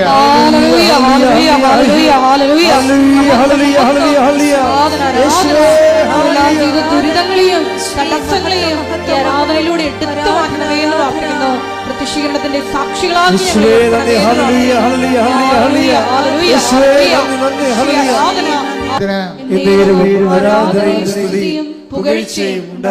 എൻ്റെ മക്കളെ, ഈ പ്രാർത്ഥനയെ കൂടാൻ വേണ്ടി നിങ്ങൾക്ക് കർത്താവ് നൽകിയ വിളിയാണ്, ദൈവവിളിയാണ്, ദൈവാനുഗ്രഹമാണ്. ഇപ്പോഴ് ആരാധനയിലെ അരികിൽ നിങ്ങൾക്ക് വേണ്ടി മധ്യസ്ഥം വഹിക്കാൻ ഞങ്ങൾ വൈദികരും സിസ്റ്റേഴ്സും ശുശ്രൂഷകരും ഉണ്ട്. നിങ്ങളിപ്പോൾ മൗനമായി നിങ്ങൾ എന്തിനു വേണ്ടിയാണ് ഈ ആലയത്തിൽ പ്രവേശിച്ചത്, അത് മാതാവിൻ്റെ മധ്യസ്ഥ ഈശോയ്ക്ക് സമർപ്പിക്കുക മൗനമായി.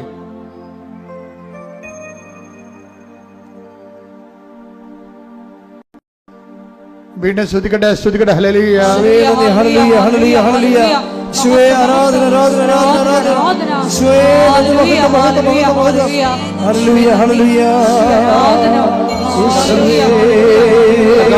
ഉന്നതമായ നാമത്തിന് സ്വസ്ഥം ചെയ്യുന്ന കർത്താവ്, രോഗപീഡിതരെ സംബന്ധിച്ച് പ്രാർത്ഥിക്കുന്ന ഈ ദിവസങ്ങളിലെ ഓപ്പറേഷന് വേണ്ടി ചീട്ട് കുറിച്ചവരെ സമർപ്പിച്ച് പ്രാർത്ഥിക്കുന്ന ആ ഓപ്പറേഷൻ വിജയകരമാകുവാനും കർത്താവ് അങ്ങ് വിചാരിച്ചാൽ ഓപ്പറേഷൻ വേണ്ടെന്ന് വെക്കാനും കഴിയും കർത്താവ്. അങ്ങനെ അനന്തമായ കാരുണ്യത്തിൽ ഞങ്ങൾ ആശ്രയിക്കുന്ന കർത്താവ്. ഓപ്പറേഷൻ തിയേറ്ററിൽ കർത്താവ് കൈകാര്യം ചെയ്യുന്ന ഡോക്ടർമാരും നഴ്സുമാരും ഉപയോഗിക്കുന്ന മരുന്നുകൾ, എല്ലാ പ്രൊസീജിയറും പരിശുദ്ധ ദേവമാതാവിനെ ഏൽപ്പിച്ചുകൊണ്ട് ഉന്നതമായ ആരോഗ്യത്തോടെ അവർ തിരികെ വരുന്നതിനായി ഇടിമുഴക്കം പരിശോധിക്കട്ടെ.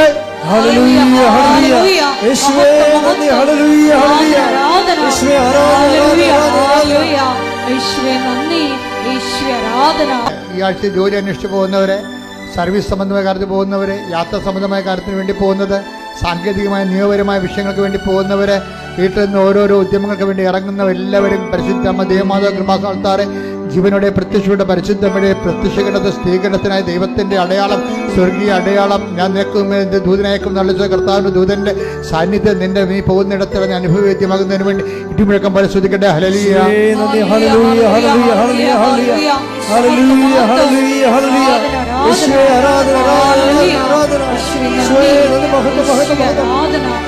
മുട്ടയിൽ നിന്ന് മൗനമായി പ്രാർത്ഥിക്കുക.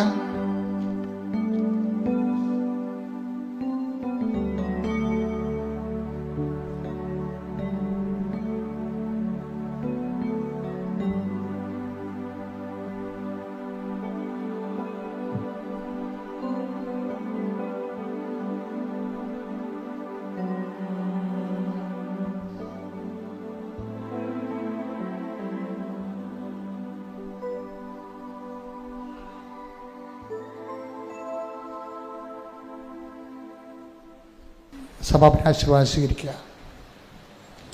ഒരിക്കൽ കൂടി മരിയൻ ഉടമ്പടിയിൽ സമർപ്പിച്ചിരിക്കുന്ന എല്ലാ വിഷയങ്ങളും ദൈവമാതാവിൻ്റെ മധ്യസ്ഥയിൽ ദിവ്യകാരുണ്യ സന്നിധിയിൽ സമർപ്പിച്ച് നമുക്ക് ഒരു നിമിഷം മൗനമായിട്ട് പ്രാർത്ഥിക്കാം. ഇന്ന് ആരാധനയിൽ തുടക്കത്തിൽ ഈശോ സംസാരിച്ചതുപോലെ അവരെല്ലാവരും ദൈവത്താൽ പഠിപ്പിക്കപ്പെട്ടവരാകും. ഈശോയെ, മരിയൻ ഉടമ്പടിയിൽ നിന്നുകൊണ്ട് നിന്റെ വചനങ്ങൾ ശ്രവിച്ച് അത് പാലിച്ച് നടപ്പിൽ വരുത്തി നീ ഞങ്ങളോടൊത്ത് വസിക്കുവാനുള്ള നിന്റെ സാന്നിധ്യം എന്നും ഞങ്ങൾക്ക് അനുഭവവേദ്യമാകുവാനുള്ള വലിയ കൃപ നൽകണമേ എന്ന് പ്രാർത്ഥിക്കുന്നു.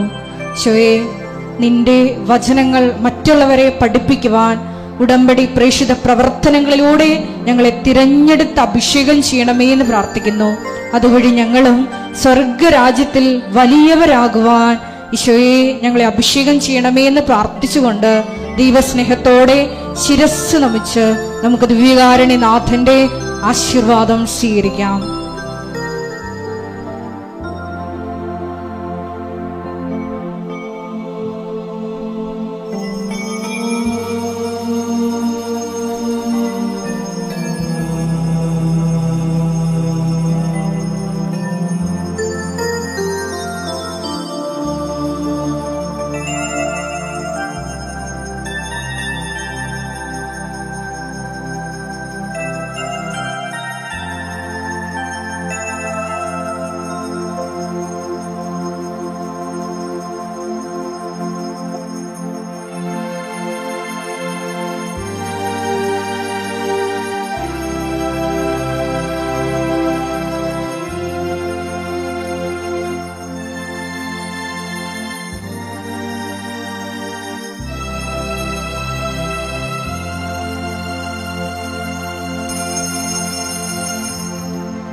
പരിശുദ്ധ പരമ ദിവ്യകാരുണ്യമേ, എന്നും അങ്ങേയ്ക്ക്